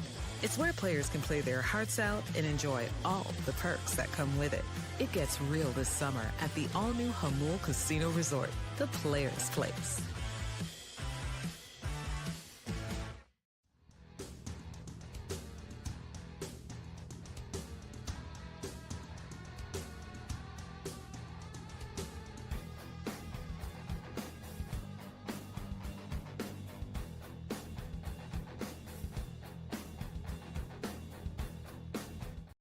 Seeing where our chat goes. Sometimes it goes in its own direction on our YouTube stream. It really does. Today, a lot of people talking still about my lips. Your lips have been a huge topic of conversation. And actually, I've got nothing going on the lips today. I think this is just the natural glow of finally healing from my weekend of chapping. Now it's just one little scab here in the middle. That it just cracked so badly that now I just need to wait for that thing to completely heal. But I don't have any limp plumper. I actually don't even have any chapstick on right now. Nothing. This is just they're naturally shiny. This is just naturally shiny lips today. Yeah, those are. It looks like it hurts a little bit. It's much better than it was earlier. It's the Bob Melvin lip. It's the good healing that's going on. All the proteins from the milk that you dipped your lower lip in. Maybe that's it. Maybe I've come up with the revolutionary new lip therapy that's going to be hitting spas across the nation. Paulie AI'd me. You got the sweatshirt right. That's pretty much a 10-day sweatshirt, but it doesn't even look like me. It looks like you a little bit. It kind of looks like you. It looks like you a little bit. It's more like Raul Martinez it from does. Fox 5, I think. Yes. The hair is pretty accurate, actually. It's almost identical. Just soaking your lips in a bowl of milk. It's like an actor playing. It's more of a cup of milk, but yeah, it's pretty much what I did. And look at how shiny and healthy looking my lips are now. Look at them now. It's the new treatment. Sam Levitt is standing by in season. Sammy will help us wrap up the Padres homestand right after a check of traffic here on 97.3 The Fan. From the 855 Get Ross Traffic Center, protecting San Diego after accidents or injury, here's Kelly Danick. Traffic is sponsored by Islands Restaurants. Couple of problems in the North County, westbound 78 near Jefferson. Crash involving a car and a big rig. It's over to the right shoulder. Now we're getting reports of a collision on southbound 5 just past the San Onofre nuclear plant. Solo vehicle accident over the right shoulder. And looks like this crash has cleared on southbound 15 past the 76. Big on protein, rich on flavor. The new $10 Islands Restaurants protein bowls are here for a limited time. Packed with over 40 grams of protein and stacked with fresh ingredients for the flavors you love. Just in a bowl. Find your protein paradise at islandsrestaurants.com. I'm Kelly Danick with Ben and Wood, San Diego's #1 sports station, 97.3 The Fan. It's gonna be May. Damn it, Paul. We just want to make Sammy feel comfortable now that the month of May has arrived and is fully announced as Sam Levitt, Padres Eco Water SoCal Pre, and Humboldt Casino post-game show host joins us here on 97.3 The Fan. Good morning, Sammy. Hi, guys. Good morning. And yes, I thought Petco Park did an excellent job with the music over the course of this two-game series. I'll tell you what was interesting. Not only did they play in sync yesterday, which I thought was good with May being today in the final game of April at the ballpark, right. But there were also two different moments where they played Spice Girls and they played Backstreet Boys. This is all in the last couple of days, and I did not do any investigating to see what exactly was going on, because those three songs, it was Spice Up Your Life, I think it was I Want It That Way by the Backstreet Boys, and It's Gonna Be Me by NSYNC. Those are three songs that to me are not in the typical rotation, so I need to investigate who was behind that, because in my opinion, and Woodsy, you'll disagree, I thought they did a great job. Nice little vibe at the ballpark. Why do you have tastes like my wife? Well, I guess you guys don't. the same I age. like your wife. Yeah, fair. I enjoy a ton of different music, but you have to understand when you are like 8-9 years old, yeah, and it's boy band fever, Woodsy. I'm telling you, Were you had you been of age? had you been of age and you've been going to Jones Beach and Madison Square Garden to see NSYNC, you would feel the same way. I will encourage people, okay? I will encourage people, go on YouTube and look up Madison Square Garden NSYNC, the HBO special. And I'm telling you, if you thought that NSYNC was just like this, I mean, they obviously are this very poppy boy band, but I think there's a real appreciation to what these guys were when you look at the dancing and the quality of the show. Like, all right, Sammy, thanks for your time today. We're going to talk to you next week. We'll see you out at the ballpark in a couple of weeks. YouTube, MSG, NSYNC, HBO. You'll not be disappointed. I guess the age difference really rears its ugly head. Sammy, I was 9. I was listening to Kiss, and then right, which was kind of they were all in makeup and blowing fire and all that. So it's a different type of boy band, I guess, back then. But I did see that, and it does make me crazy every year. But you also realize. You realize that we're just 3 days away from May the 4th be with you. So May is just the month of bits. Yeah, it's great. It's great. And I've never seen a Star Wars movie in my life. Never once. I don't see them. I take that back. I saw the first one, whatever the first chronological one that came out was. I saw that. Wasn't really into Star it. Wars. I never saw it. Yeah, I'm not a huge Star Wars guy. That would I saw the one that came out in like 99 or whatever, 2000. So the Skywalker. Force Awakens. But that was supposed to be the first one. Yeah, like the backstory of Darth Vader. Yeah, it's the only one young I've seen. Anakin Skywalker. Darth Maul. Yeah. All right. Well, why don't we talk some Padres baseball since we have Sammy here for a few minutes? Really good bounce back, Sam, after obviously the getting swept by the Rays. We never want to put too much emphasis on one particular game or 2-game series, this early in the season, still April. But it did feel like the Padres, and I said this earlier, kind of targeted these 2 games, knowing they had days off before and after, get their bullpen and rotation set up. They really wanted to win these games, and they came through, Sam. They did, I think, exactly what Mike Schilt and A.J. Preller set them up to do.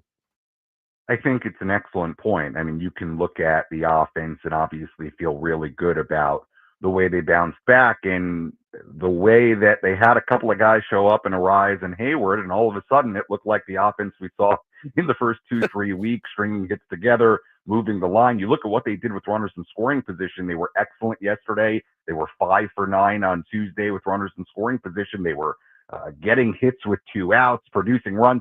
It really was kind of remarkable to see them all of a sudden, and maybe it was an off day, maybe it was just getting Arise and Hayward back, but it really was remarkable to see them pep up offensively the way they did, and you now go on the road and you feel pretty good about who they are again, which is great to see. But Ben, it's a really good point, because beyond the offense, they did set things up to have Nick Pivetta and Michael King throw against the Giants, a team that had been playing really well, hitting the ball really well, and certainly that was a big part of 2 close wins, the way Pivetta and King threw, and those 2 guys continue to be great. So I think it's a really good point. The offense was certainly a big part of the 2 wins, but them setting things up with their rotation against the divisional opponent that was off to a good start, that was certainly a key part of it as well. It's funny, man. I saw a couple of Giant fans. I think they do a podcast or some sort of deal, and they were out in the nosebleeds, and they posted a video, and they're like, dude, we lost to the Padres, and, this sucks. He goes, they're treating it like it's their World Series. And I thought to myself, it's kind of a tired insult. But, Sammy, the way I look at it, any game in the West this year, I'm going to treat it like it's my World Series, pretty much. Yeah. You know what I mean? I think as a fan, you want to beat these guys. We are going to be tooth and nail for a wild card or a division. I mean, really, it is going to be tooth and nail with this division. I don't see a lot of teams giving at all. I see a lot of teams out there going to be fighting. So I think that's important. And I think that's a really interesting thing that you guys have brought up today of, they weren't going to mess around with the division rival. And I wonder if we'll see more of it down the road, Sammy. These games are massively important. Yeah, and the reality was they weren't going to play 5 consecutive games until they do that when they play in New York in this upcoming road trip. So I thought it made a ton of sense when they sent Kyle Hart down and said they were going to stick with 4 starters. And I think it's also potentially a function of the way they were playing at the time and the fact that they had so many injuries and they were playing compromised already that you were going to try to, figure out a way to put your best team on the field every single game. And that included, skipping, some spots in the rotation and using the off days to their advantage. So I'm with you, Woodsy. Look, I think the Giants are going to be good. How good, I think, is the question. Are they going to keep up the kind of pace they were on? Probably not. Arizona's going to be good. We know the Dodgers are going to be there, and it's not about the division. I mean, it is. If you can be there at the end and fighting for it, that's great. But there's a real possibility you could be fighting for wild card spots with the Giants and with the Diamondbacks. So, yeah, when you play these teams and you play them as many times as you do, 13 times each, it's going to be really important. And I had no problem with the Padres, obviously, really tailoring things to give themselves the best chance to win these 2 games and really until they needed that 5th starter. So it was good to see. And again, I just really love the way they kind of woke up offensively and all of a sudden, looked like the team you fell in love with the first 2-3 weeks. I thought it was a great sign as they go on the road now. Sammy, you say the wake up offensively, and certainly that was the case.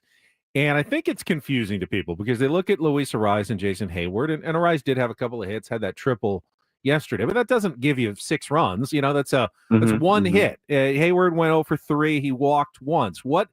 What's the big difference? But I don't think people realize the trickle down effect of a lineup. It's not simply that you've got those guys in there, but you also have Tirso Ornelas and Connor Joe, who have not been producing at all, taken out of the lineup. And you're left with Tyler Wade, who's been decent at the bottom of the order, and of course, Elias Diaz comes through, which was huge yesterday. The Padres really got past that tipping point of injuries where they just had too many to sustain themselves offensively. And it only took a couple of guys coming back to at least mitigate it. And now it looks like, based on what Mike Schultz said yesterday, could be getting everybody back relatively soon, it looks like. Yeah, and I think one of the interesting things that they're going to have to decide, and they can keep obviously both guys, but they'll have to decide, if they want to put Brandon Lockridge on the roster, right? Are they going to send? I mean, I suppose Tirso would maybe be an easy guy to send down whenever Lockridge is ready, but obviously they're going to have to make corresponding moves to when Lockridge and Merrill, 2 outfielders, come back, and you have somebody in Tyler Wade who, to your point, Ben, has been awesome.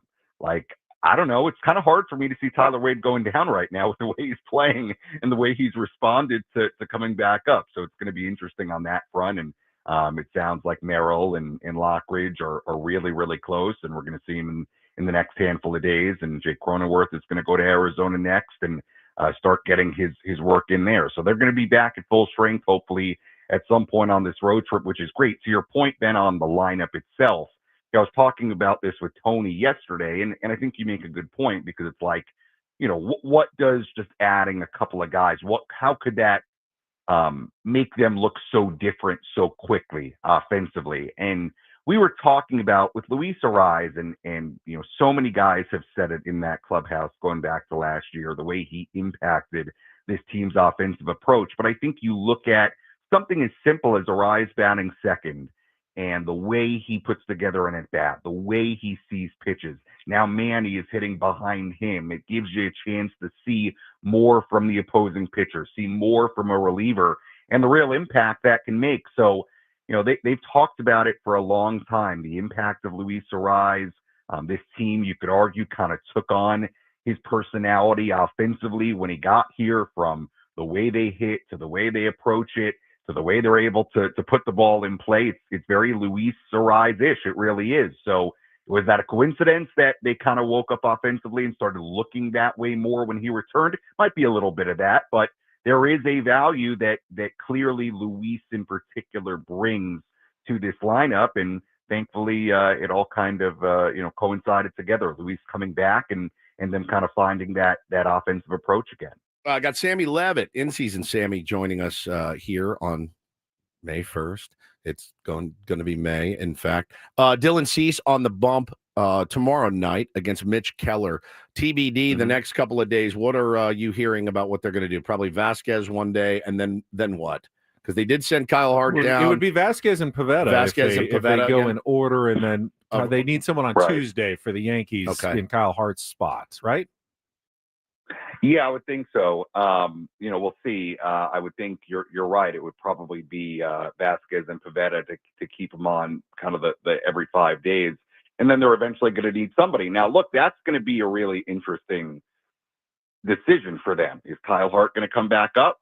Maybe. Could you see pitching at Yankee Stadium too? Oh, right. Would be. It's a great point. Like, I'm going to be very interested to see who, when they need that fifth spot to come back up, who that is going to be. Well, and I don't know that they're. Is it dependent too on how it goes in Pittsburgh? You know what I mean? Or would you rather have the fifth starter face the Pirates on Sunday and push Pivetta back to Monday, give him the extra 5 days of rest instead of 4, and have him go against the tougher lineup? I think there's an argument to be made either way. Sure, and it could also depend on how things line up in the minors and who's throwing what day. And look, I'll be honest, I haven't paid attention to it enough to see where, say, a Kyle Hart and Stephen Kolek are, like on their throw days, and how that's all lining up. But it's a good point, and that's probably why they have not announced the starters for those games yet. Either it's being calculated, or they don't want to say it yet. But it is an interesting decision to see, okay, when they do need to go back to 5, they made a clear decision to keep it at a 4-man rotation when they could. When they have to go back to 5, when it becomes a necessity, what do? And is that Hart? Is that a Stephen Kolek? Is that somebody else? Is there a different approach to it? So it will be among the more interesting decisions the next few days, for sure. And look, as far as the Pirates, I mean, look, one thing about this series I would say, Mitch Keller is really good. He's been on a great run on Friday. That's not an easy customer on Friday. You have Andrew Heaney on Sunday, who's also been very, very good so far. So Pirates aren't playing well. There's a lot of fan, criticism of what's going on there from a baseball side of things, and the ownership and all that. And obviously they've got the superstar in Paul Skeens, and they're not winning, but they are going to face 2 pretty good starting pitchers Friday and Sunday. So it is something to note, and how they approach the starting rotation. The final couple of games in Pittsburgh and in-state Yankee series, I'm with you guys. That's something to watch, and going to be interesting to see kind of if they go to a who's up next, or if they go back to Kyle Hart. Sammy, enjoy your OB coffee shop day off, if that's your plan, and we'll get you tomorrow for a 2:40, I believe, pregame show before the Pirates. So kind of almost a sort of day game for Padres fans tomorrow in the opener to the 3-game series at PNC Park. Yeah, should be an interesting series. Thanks so much, guys. Thank you, buddy. Appreciate it. In season, Sammy Levitt joins us each and every Thursday here on the program. We got Eno Saris coming up in our next hour. I don't know if we mentioned it since we brought up Jason Hayward's return. Did we talk about his catch? Fantastic catch, man. And what a critical time, too. Just with the tying run You'll never get me to hate Jason Hayward, I'm telling you. And You'll never get me to hate him. He's not going to be a superstar for the Padres, but that's the other thing. That's an upgrade defensively when you have Jason Hayward, I believe, out in left field. Yeah. He's just a solid player. He's a solid guy in that clubhouse, and that was a play they absolutely needed to have. You just have one drop in there. You can easily see the wheels coming off the wagon. Oh, big time. At that point. Save Jason Adams' bacon, save the Padres' bacon. Such a good play by Jason Hayward, and not an easy one at all. No, not at all. Very happy to have him back, and I love the guy. I love the guy. I want the absolute best for him when he gets his opportunity. So it was a big catch, huge catch. I was actually coaching Little League, and one of the dads kind of came up. We got there way early as usual, and he goes, "You see Jay Hayes' catch?" I go, "No, I missed it. I'm gonna have to go back and watch it." He pulled it up on his phone. I went, "Oh man." Nobody happier than Jason Adam in that moment. He doesn't look like a speedster, but he had to run 98 feet and slide to make that catch just above the turf there in the 8th inning to rob who was it? Jung Hoo Lee, I believe. That was and he's been really good. By the way, really good. Maybe the biggest difference maker for the Giants so far this season has been Jung Hoo Lee, who looks like an all-star right now for those question. guys. No question. All right, we are 2 hours in. We will come back. Again, we've got Real or Fake on a Throwback Thursday. We got Eno Saris for some smart baseball talk, all coming up next. Ben Wood, San Diego's #1 sports station, 97.3 The Fan.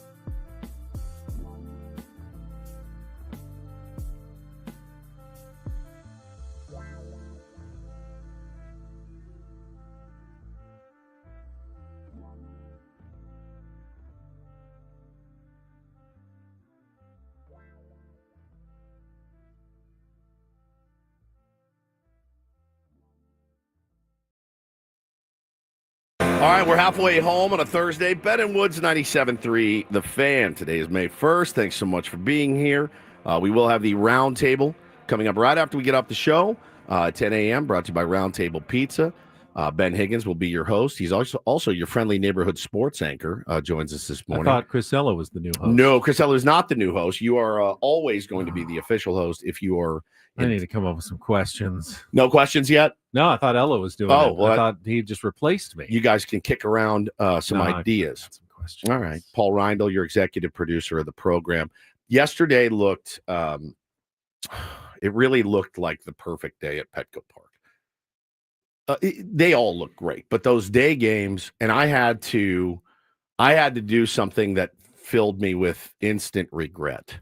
And I think that it's very, so we have a tier one named Patrick who has the best seats in the house, pretty much, the home plate club. Yeah. Like they're unbelievable. If you've never sat in the home plate club and you ever get the chance to, take it, hold on to it like grim death and don't let it go. And we've all sat there before. Yeah. Right. Yes. Yes. It's incredible. Yes. You got all the food and drink you can It's almost overwhelming. It's overwhelming. The options, yes. and you want to try everything, but you can't, and you feel like you have to pace yourself, but then you have to rush and get everything in as fast as possible. And the game just is like it's over, and all of a sudden you're like, wait, I didn't get this, I didn't get that. I need to do more when I'm back there. But I had to laugh because I had to turn Patrick down. I had a little league game at 4. Now, originally, I thought it was a night game. So my plan was, when he texted me in the show a couple days ago, do you want these tickets? I said, hang on. I wrote Hannah, my wife, and I said, here's what we'll do. I'll coach the game at 4, and then at 5:30, we'll get in the car and we'll leave the kids with the sitter and we'll go down and sit in his incredible seats. She goes, it's a day game. And you told me as well, it's a day game. I said, oh, well, I can't. Then I'm going to have to miss it. And I had to, because we had a game at 4. I would have gotten to go for 20 minutes, and you're not going to take those seats if you can only sit there for 20 minutes. But you got the tickets. Well, and then you had to turn after it you down. turned him down, he asked if I wanted to go, and I also turned him down. I said, I've got to work Channel 10. I don't have Is there anyone to back me anything up. worse than turning those down? Just for work too, felt like, oh, that is rough, because I would really like to do it, but they really like to get more than 24 hours notice. Yeah. If I'm going to take a day off, and it just leaves them in the lurch. We're already kind of shorthanded, so I just felt like I can't do it. I did tell him though. I said, find someone who really would like them and appreciate them. But if you get to tomorrow and no one can go, I think my wife and son are free tomorrow. Yeah. I think she's off work. So let me know if no one's going. And he DM'd me about, I don't know, 11:30 yesterday. I mean, it was an hour and a half from game time. He goes, I still haven't given them away. Do they want them? And I said, let me call. And sick. They took them and they went, had a great time. I really haven't had the full rundown. All I heard, because he said, get the hot hen fries. So I told Shelley to get the hot hen fries. I've had the hot hen sandwich. They have hot hen fries. I did not know that. And so she got them, and she said they were amazing. Man, I've not had those yet.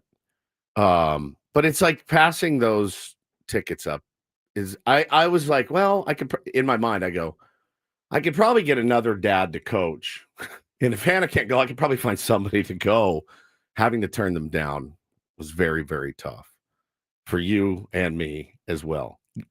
It's like, when are you going to, how many? I almost feel bad because I didn't turn them down. So now I feel like I'm at the bottom of the list again if he ever needs them, because I just got them. But I didn't get to go. I didn't get to go. Ooh, but I didn't want to be selfish. He DM'd you. Is that your first DM you've ever checked and answered? That's what I want to know. Yes.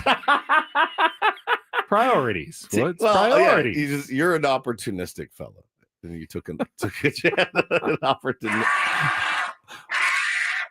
What is that? Vulture? Vulture. He's opportunistic. No, and again, on a day like that, to sit in those seats, it looks elite. I mean, are the Padres concerned? It actually was not a sellout yesterday. Was it not? I thought it was like 40,000. 37,698. I thought it was more on a Wednesday afternoon. Still, with the 2 games, that's 85,000 people for a 2-game series, middle of the week, including a day game. There's not a team in baseball that wouldn't instantly sign up. Probably like mortgage their own children. If you're asking most CEOs of baseball teams if they could get that kind of attendance for a midweek series for 2 games. They go, you kill for 37,000. Kill for that. I thought the number was higher, but well, listen, I missed the number there. Missed the game yesterday. That's a good point you make about, though. I feel like since I turned them down, maybe I'll get another crack. Exactly. Yeah, actually, if you get them before me, I'm going to be real mad. You know what I'm saying? Like, since I had to turn them down, and you got them, right? You didn't get to go, but we used them and appreciated. Maybe that moves me up on the list in the future. We could take this to court. Patrick's sitting there squirming right now, like, I'm not giving them to either of you clowns. I doubt he doesn't use them very often. It's probably pretty rare. If you had those, it'd be. I talked to him. I sat there with him before, and he said, "Yeah, we went to 81 games last year," and I go, "That's too much. That's too much for me. I couldn't do it. I couldn't go to all 81 and eat like that. I'd be a whale. I would be an absolute whale, sucking down hot hen fries and ice cream and M&M. You got M&Ms in there, all the stuff that you like." And see, now I would pass on all the regular snacks. You would just get the stuff. Like, that I you can get M&Ms at the convenience store. Fair. I can get Red Vines at the movie theater. Whatever. I will pass on those. I want the specific Petco Park items that you really can't get anywhere else, like hot hen fries or the lobster rolls or whatever you can get there. I like to try the different items. Well, it's such a rad day. I got to take Bo and his buddy down there one time, and of course you do that, right? You take your kids down there. So now Jack's going to be expecting that every game, Ben. Well, your kid, he's a little older. My kid now is like, "Oh, we don't get to sit in the spot with all the good food anymore." I'm like, "No, this isn't. Don't get used to this. This is a privilege, not a right to go sit in those great seats." But yeah, it was a great day, man. Great day to be down there at Petco Park. It usually is. Yeah, I was bummed to give them up. Beautiful weather. We got a little May gray now this morning, and June gloom coming up next. Yep. So you know how it works, San Diego. Say goodbye to the sun for a couple of months, and then it'll be back in July, and we'll enjoy our summer. Yes. But yeah, that definitely looks. I don't know how the calendar. I don't know how it knows. It knows May 1st that we're going to get completely socked in, but seems to be every year that May arrives and the gray just glooms right on in. That's right. All right, Padres are off today, and they are in Pittsburgh. They will open a 3-game series tomorrow. We'll have Mike Schiltz on tomorrow, our manager's report at 9 a.m. You can tune in for the manager's report, refreshed by Eco Water SoCal. Try alkaline water for just $9.95 a month. Eco Water SoCal, keeping it soft since 1925. How fantastic is that? It is fantastic. Got to chat with Schilty 2 days ago in the locker room, and glad that they are coming off a couple of wins. That was when he had his pie. He had his pie, yeah. Now, did you stop him when did he walk by with a piece of pie? He had the piece of pie on a plate in his hand, but then when I stopped him, he had already consumed it, maybe? I don't know. So he walked by. He walked by with the pie from his office toward the lunchroom, if I remember correctly. It's weird. You would think you'd go to the lunchroom, grab the pie, and come the other way. I actually think he had the pie as he was heading toward the lunchroom and then didn't have it as he returned when I talked to him. So maybe he had the pie in his office. He goes, I know better than this. I can't eat it at my desk. And I went, no, he was, I'm going to eat this in the lunchroom like I'm supposed to. And he went in, ate it in the lunchroom, then came out and talked to you. You think there's a rule you're not supposed to eat in your office? Well, we're not allowed to eat. Did they get ants? We're not allowed to eat in here, but we skirt the rules from time to time. But Schilty and the pie is really. I didn't know what kind of pie. I need to know. There's so much I need to know about it. Maybe I was wrong. Hot? Did he heat it up? Do you want me to? Should I ask him? Yeah, tomorrow? we'll ask him tomorrow. We'll ask him tomorrow. What kind of pie was that? If it was in fact pie, is that a standard pregame meal for you?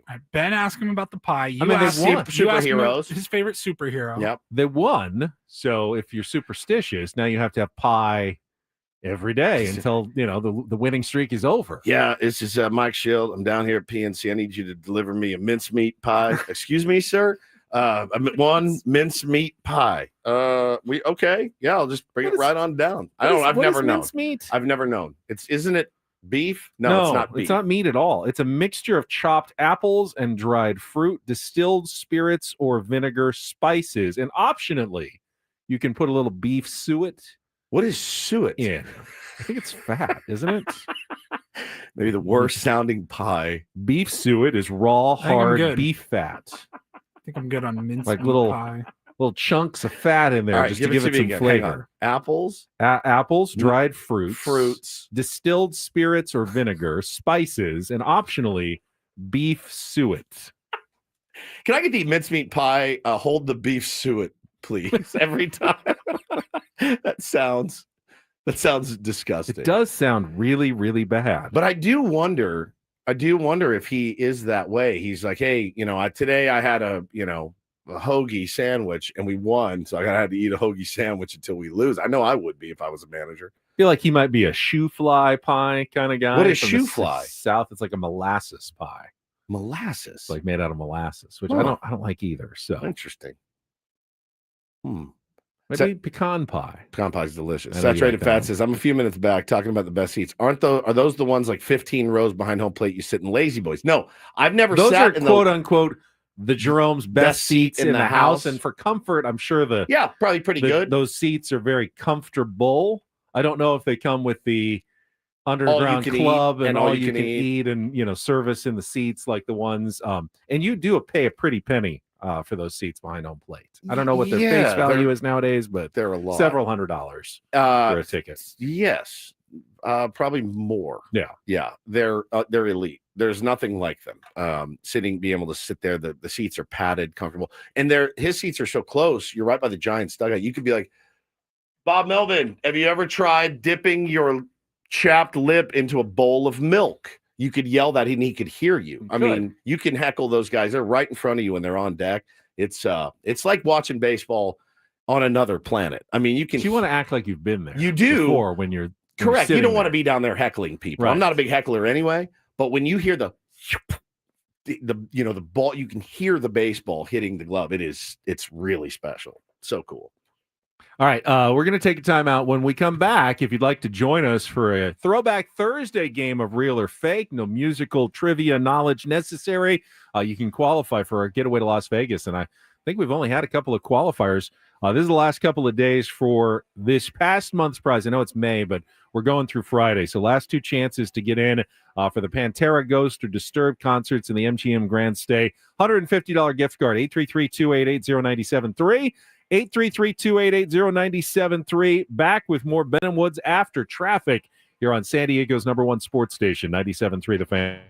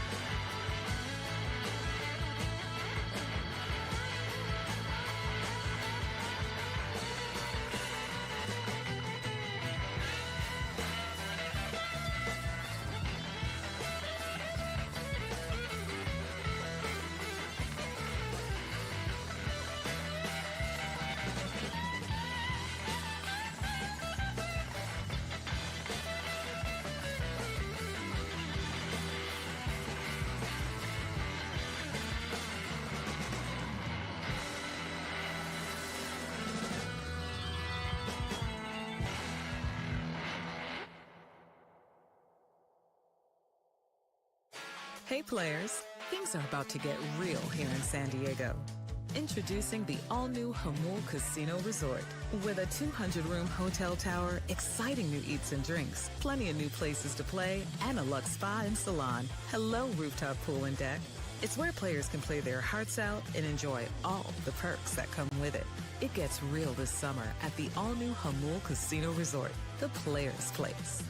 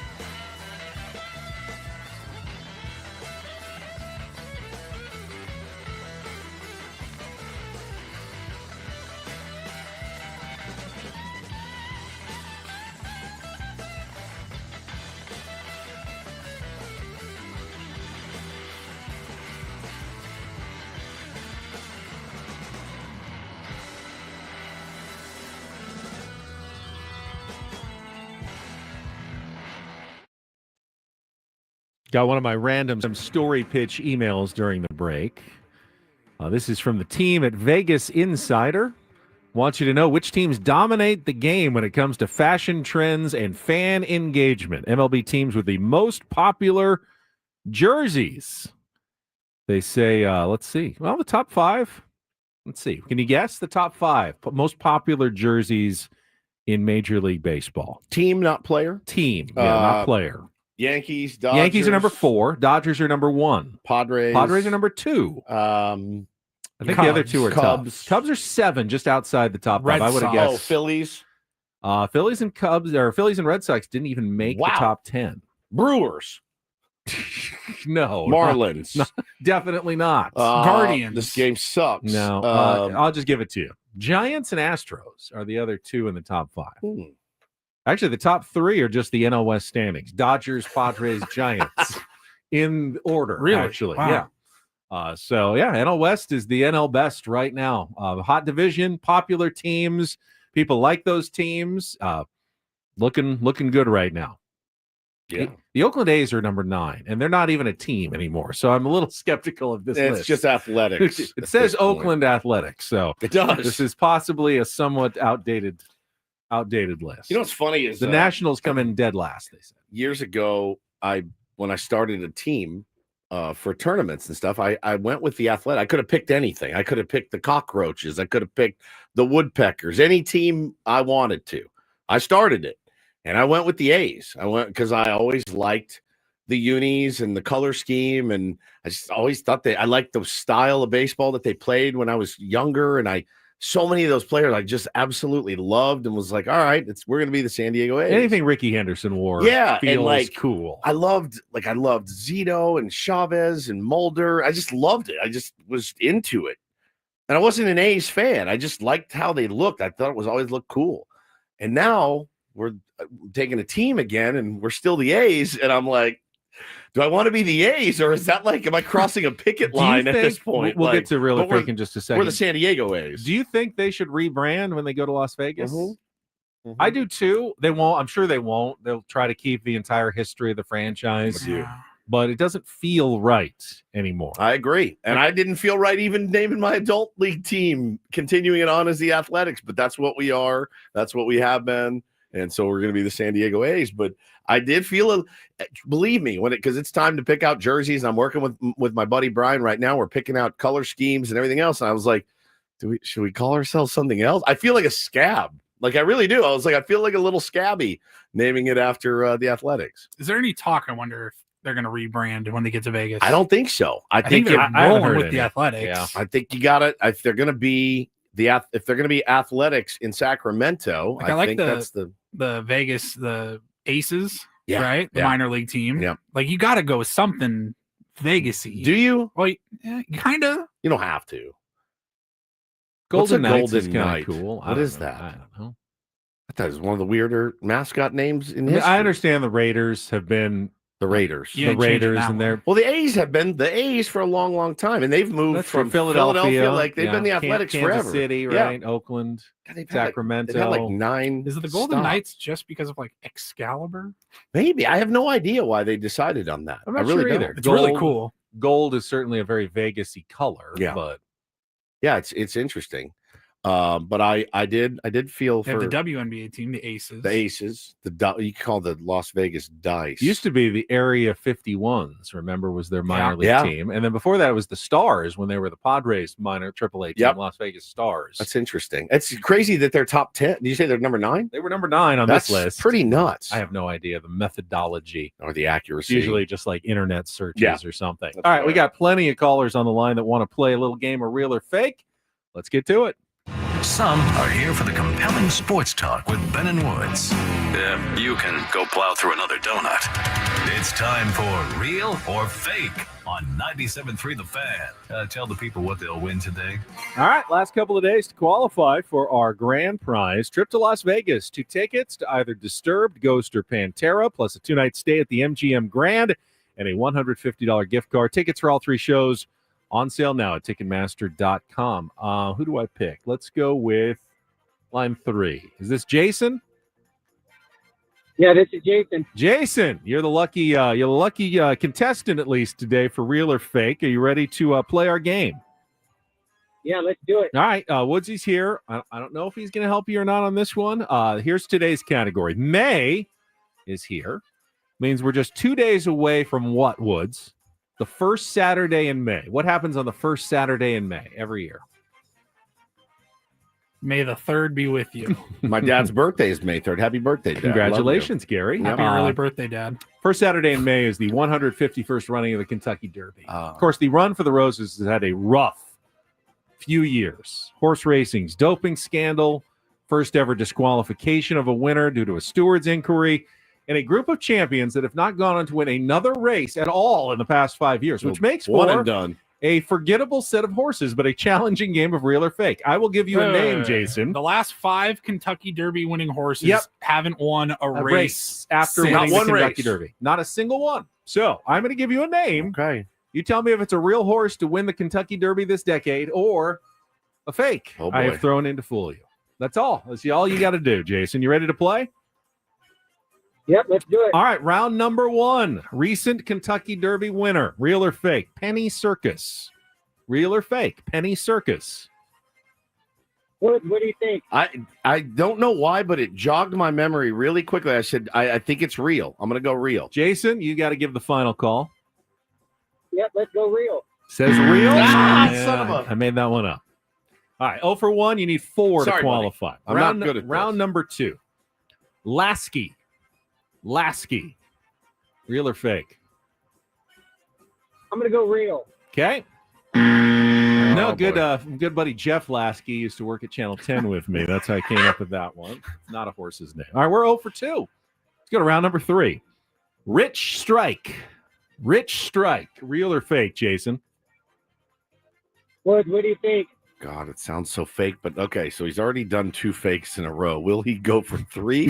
That's my I like biggest. to be unpredictable. That's my biggest issue here. Rich Strike. Sounds like a male adult film star.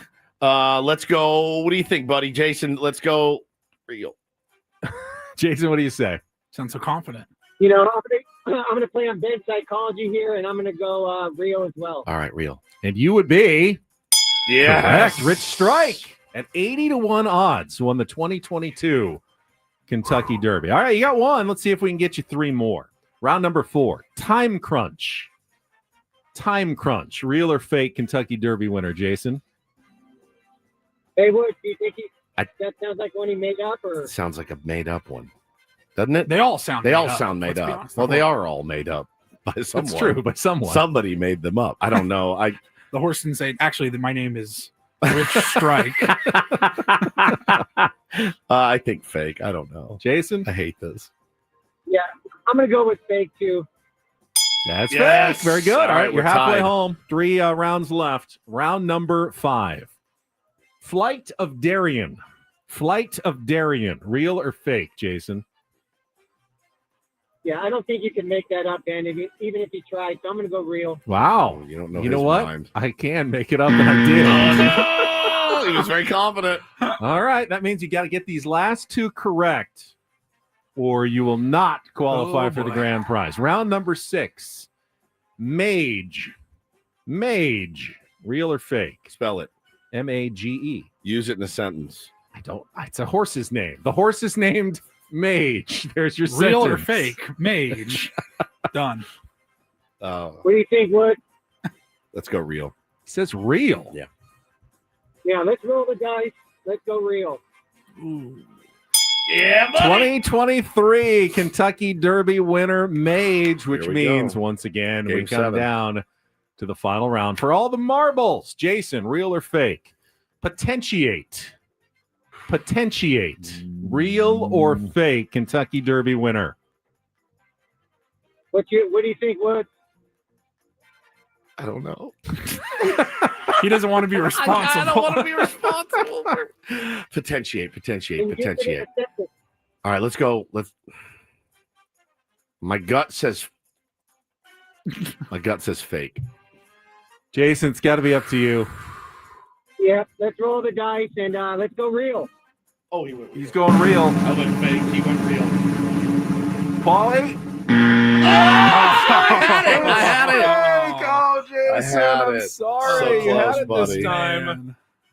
Thank Sorry, you for pal. playing, my man. Great But game. wasn't to be today. And I thought that would be a fairly challenging and That was very challenging. a fairly bad look for the horse racing industry that we have no idea who their top horses are in a year. I have one. Anymore. Milk lip. Milk lip. Milk lip. Real or Absolutely fake? real. Oh.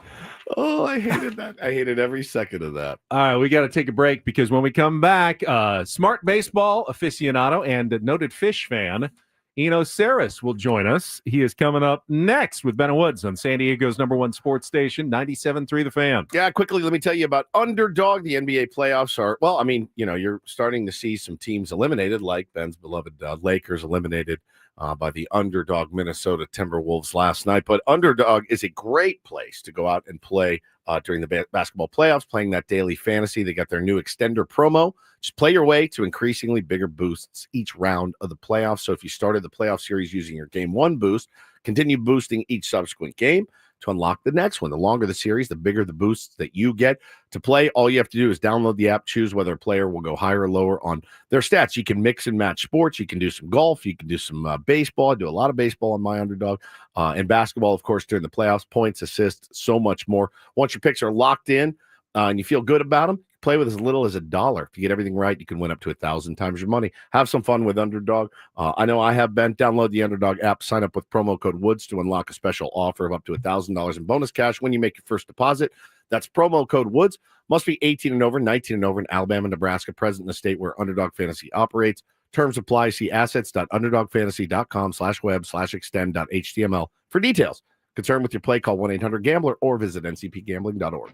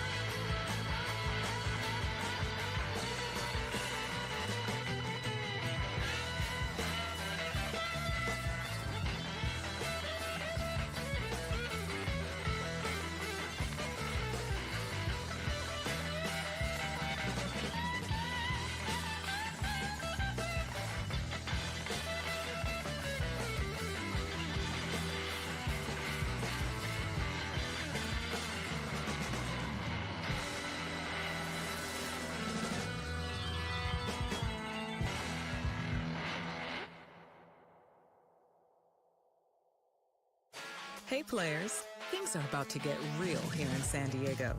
Introducing the all-new Hamul Casino Resort. With a 200-room hotel tower, exciting new eats and drinks, plenty of new places to play, and a luxe spa and salon. Hello, rooftop pool and deck. It's where players can play their hearts out and enjoy all the perks that come with it. It gets real this summer at the all-new Hamul Casino Resort, the players' place.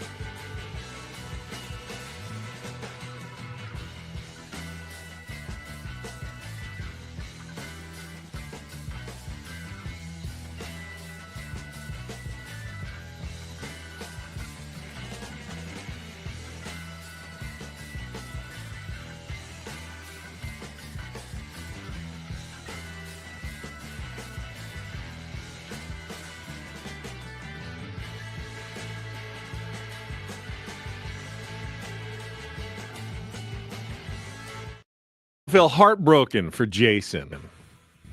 My dastardly category today. That was very tough. Real or fake. Very tough. Came so close, but we'll have one more game of Take on Woods tomorrow, and then presumably a new grand prize checking in starting next week. Sarah is going to check in from The Athletic for our Smart Baseball segment right after a check of traffic here on 97.3 The Fan.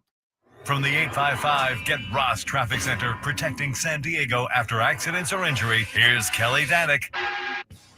Traffic is sponsored by Islands Restaurants. Just one problem here. Accident involving a car and a big rig. Northbound 15 before Friars Road. They're over the right shoulder. Ready for a delicious escape? The new Islands Restaurants $10 protein bowls are your ticket, packed with over 40 grams of protein and stacked with fresh ingredients. They're only here for a limited time, so enjoy one today. Visit islandsrestaurants.com. I'm Kelly Danick with Ben and Woods, San Diego's #1 sports station, 97.3 The Fan. It's time for the super polished, yet to be named Smart Baseball Weekly segment with Eno Harris, Saris, son of a bitch. Brought to you by 7 Mile Casino, just 7 minutes from the ballpark, by the bay in Chula Vista. Here's Eno Saris with Ben and Woods on 97.3 The Fan. Yeah, we welcome Eno to the program, and sorry I missed you last week, Eno. I heard you were having a bit of a rough morning, according to Woods. All good now. Just took me a week. You sound like a new man. Yeah, the older you get, that's about I find it's about a week recovery. Full 7 days. It's super fun. So I want to start with our Padres, this morning, and Michael King. You've had your Stuff Plus number projections, and Michael King does well, but not top 5, top 10 in baseball. But boy, I mean, he had some nasty movement yesterday on some of his pitches. A lot of the pitching ninja treatment from the movement that he is getting, and we had the discussion earlier that he may be pitching himself into an unaffordable realm as a starting pitcher going into free agency this offseason. But what do you see from Michael King, and what do your numbers kind of project for the kind of career trajectory that he's on?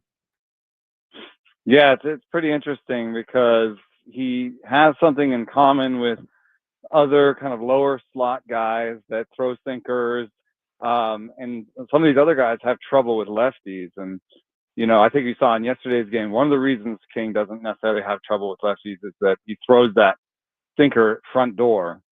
So he throws it basically at the lefty and it comes back over the zone. And that's been really effective for him. And that was something that was really effective for Corey Kluber as well. So that's an important thing that he does. The other thing is his changeup doesn't rate that positive by Stuff Plus, but he really commands it well. And when he commands it well to the lower corner of the zone, it looks beautiful. So it's a little surprising that Stuff doesn't like it, but given his arm slot, it's kind of expected movement in a way.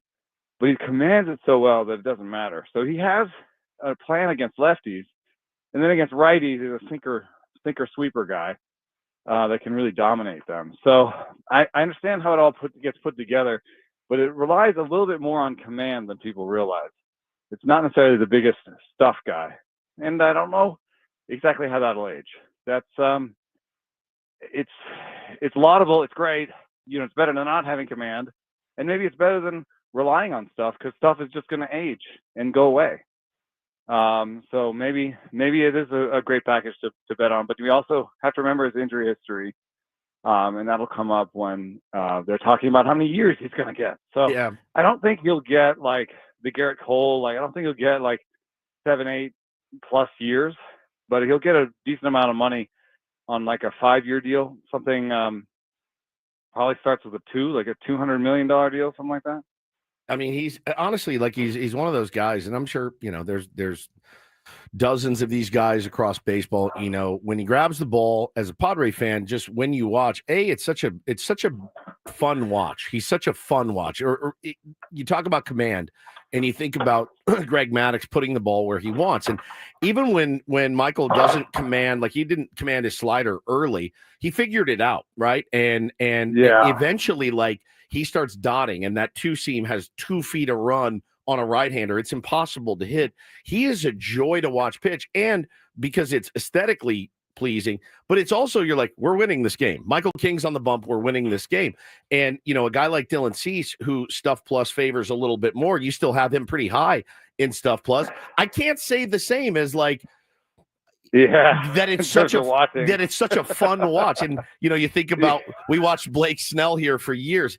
Oh yeah, the guy ripped my stomach in half. I mean, seriously, watching his games, it was like I had to have a whiskey halfway through because the stuff was elite. But oh my God, it was the most painful watch of all time. So I love the command that he has. It certainly makes for a more aesthetically pleasing watch. Yeah, I think you could go and look right now, maybe at what's going on with Aaron Nola, though, in Philadelphia. It's a good, an example of what can happen. I mean, Aaron Nola's velo's down to 90 and a half. Where was he sitting in his prime? Like 95? Yeah, 94, 95. Yeah, that's concerning. 94 plus. And he's a great command guy with a great breaking ball, with an approach against lefties. Usually very fun to watch. The best guys, the reason why Cole got all that money, I know it's weird to talk about him because he's hurt right now, but he had a really good run and he was kind of nearly worth the money anyway that he was given. And Scherzer was worth the money he was given in Washington. And those two guys are guys that do have feel for the ball and had stuff. I mean, that's who you want to give the big bag to, Yeah. Dylan Cease is an interesting study as well because his Stuff Plus numbers are still good and he's getting swing and miss and strikeouts, but he's not having his usual success so far this year. And feels like he's a bit mystified by it. The Padres are a little bit mystified by it. Any insight you can offer, Yeah, I mean, to some extent, he still has a small arsenal. I like that he's throwing the changeup more this year. I think he really needs like a cutter and a sinker. I think that's what the league is doing, is diversifying your fastball portfolio so that nobody can be like, if it's hard, the shape is this, Which he's trying with that two-seamer this year too, but a little bit. Some success. Yeah, and maybe the thing is that the feel for new pitches doesn't, he doesn't add new pitches the way like Seth Lugo. I remember Seth Lugo was like, oops, new pitch today, and I think Seth Lugo throws 10 pitch types now. So there's some guys who have a real affinity for adding new pitches and some guys where it takes more time. And then the other thing I would just say is when I watch him, he sprays that fastball. He just, it's above the zone. And I think there are a bunch of waste zone pitches, which we, call those pitches that the batter never even, thinks about swinging on. Yeah, they say uncompetitive on the broadcast. Every broadcast, it's the uncompetitive slider. And it's just a waste of a pitch. Yep, that puts you in a bad count. And then you have to be more fine, and you have to come more into the heart of the zone. So that's why I think a cutter and a sinker might allow him to, throw to the heart of the zone with three different fastball types, three different fastball shapes. If you throw to the heart of the zone with a four seam over and over again, people are going to time that. And that's what you can see with batters. If you throw 100 in the middle of the zone over and over again, then, even Hunter Green this year, who does throw 100 to the middle of the zone, got better by adding a splitter. So I don't know. I would say add more pitches. I'd say trust that sinker, use the sinker more often, and find something. I think a cutter just feels like something he could maybe throw that wouldn't go high above the zone, that would stay in the zone, So it's what you think it is. It's fastball command. Yeah. Yeah, he's just got, like you said, spraying the fastball is a really good way of describing a Dylan Cease start from time to time. Talking to the great Enos Harris from The Athletic here on Ben and Woods this morning. So when we had you last Thursday, you said, I got to go right. Were you hungover and writing about the Colorado Rockies? Is that the piece that you were working on? Because that's like a double. That's like makes the hangover a little bit worse. Because I saw your piece. It dropped today. And it was about the really, really horrific month of April that the Rockies had. Yeah, I was trying to put it in focus. Was it the worst month ever? And it wasn't the worst month ever. There are months that teams won one game. There are months where teams, had a worse run differential. But if you look at their run differential and you look at their record, they were among the worst. That month was among the worst 99.5% of, like, it's in the 0.5 percentile of worst months. So it's up there. And you know, the most depressing thing is that the 2024 White Sox had 2 months that were worse than that one. That's amazing. So that's how you set a record in losses, is you really have to have 2 or 3 months like that. Now, I think they'll probably pull out of the tailspin and just have like a regular old boring, you know, 50, 60 win season. But it also points to just a general, my colleague Chad Jennings had a piece about just the general commitment to mediocrity in Colorado that is depressing and just a blight. And I do have some sympathy for them, because I've heard from analytics people and GMs that they think that the park itself costs them like 5 to 6 wins a year. Oh yeah, easily, right? Yeah, and so, you know, they have to overcome that. They have to build a 96 win team to win 90. But it's just obvious that they're like the meme is, we've tried nothing and we're all out of ideas. It's like, yeah, what do you do? Like, what's the plan of attack? You know, I remember, Ben, you probably remember this too, and you do too. You know, when, you know, I mean, God, they got to a World Series, right? And I remember they're like, oh no, I can't remember who the GM was at the time. Like, we're gonna bring in sinker ballers and Mike Hampton and all these guys, and like, we're gonna sink the ball here, and they're gonna beat it into the ground because we don't want it. You know, in theory, it made sense, yeah. But the sinker doesn't sink like it does in Arizona or anywhere else. Like, it's just a different. In fact, the four seamer is the one that almost is like four seamers and cutters are the ones that are kind of closer to normal. Yeah. Okay. And so, I mean, maybe you start there, but if you're them and you're a fan of that team, or hell, even if you're the GM or whatever, you're like, where do I even start with this squad? Yeah. I mean, I've had crazy ideas, like put the entire stadium in like a hyperbaric chamber type deal, where like humidor, you know, the whole stadium is a humidor, so that when you go in, the doors like sort of vacuum seal behind you. 100%, like an airplane. I don't know. That might be worth it. It might be millions of dollars, but it might be worth it. It's crazy. Better than winning 40 games. It cost them their beautiful outdoor stadium. That's true. That, you know, people come to visit. So the other idea that I had was, you know, just lean in. Remember that one of the only times that they were successful was the Blake Street Bombers. Yeah. And I think the idea is lean into offense, and you should be able to sign every fringe hitter that's available. Yes. You know, like what the Padres are doing, like Solano and Profar and guys, like the Rockies should be gobbling those guys up. Well, they tried with Profar and he was terrible. Like, I don't know. They have bad luck too. It's just bad luck, bad process, bad environment, bad culture. They strike out more than anybody in baseball, and they would get the most out of striking out the least, because the thing that Coors inflates the most is not even homers as much as it is balls in play. Yeah. Like, it's a huge outfield, and the balls drop in all the time. So if you had like a lineup of Solanos, you'd do better than, you know, a lot of these like 38% strikeout rate guys that are running out there. Interesting. You know, and on the pitching side, I would look a lot more like the Rays, where, and they said something like, we're going to be the Rays, and that's when they traded away Arenado. They're like, see, the Rays trade away people, now we do. Yeah, look at us now. Look at us now.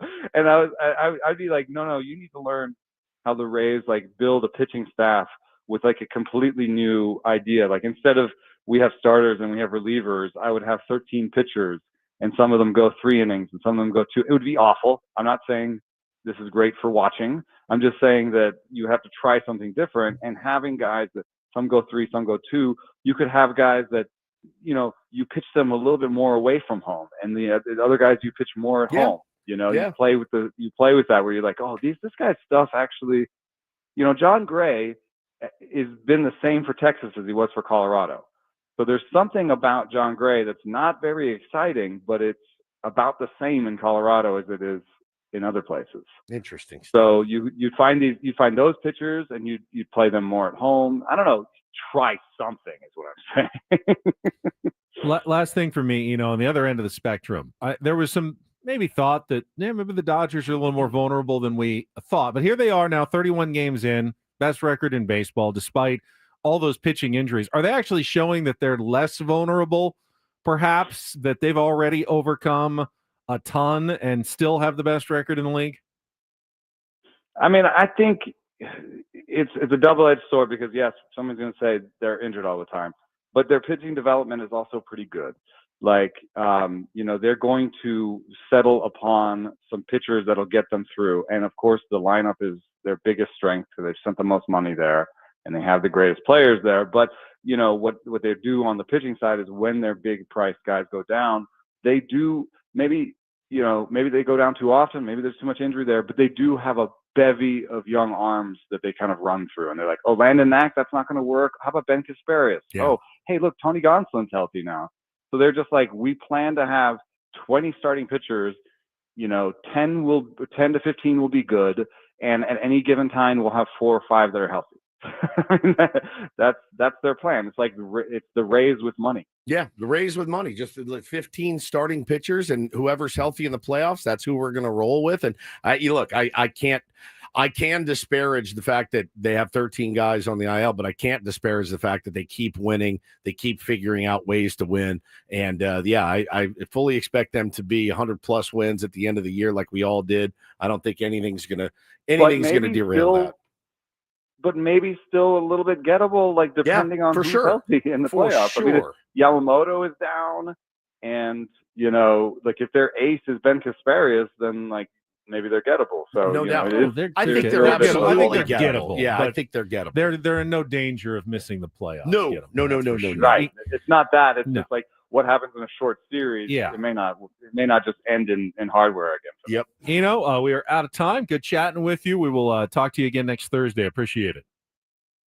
Thanks for having me, guys. Thank you, buddy. Eno Saris, brought to you by 7 Mile Casino every single week. Little smart baseball. Everyone enjoys little smart baseball with Eno Saris. We still have one more hour of our show, followed by which is not 1 smart hour baseball, but of it's the right. roundtable coming up. We'll talk some more Padres baseball. We'll get a Reindl report as well with some extra headlines. All ahead with Ben and Woods on San Diego's #1 sports station, 97.3 The Fan.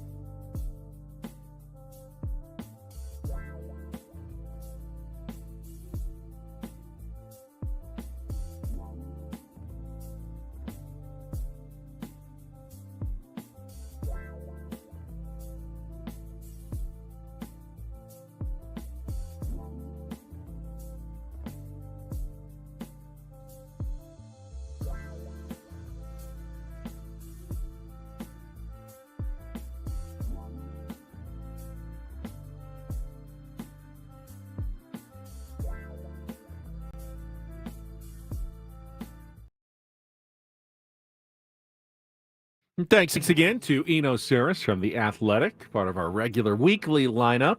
Eno joins us each Thursday on the program. Of course, tomorrow, got our manager's report presented by Eco Water SoCal.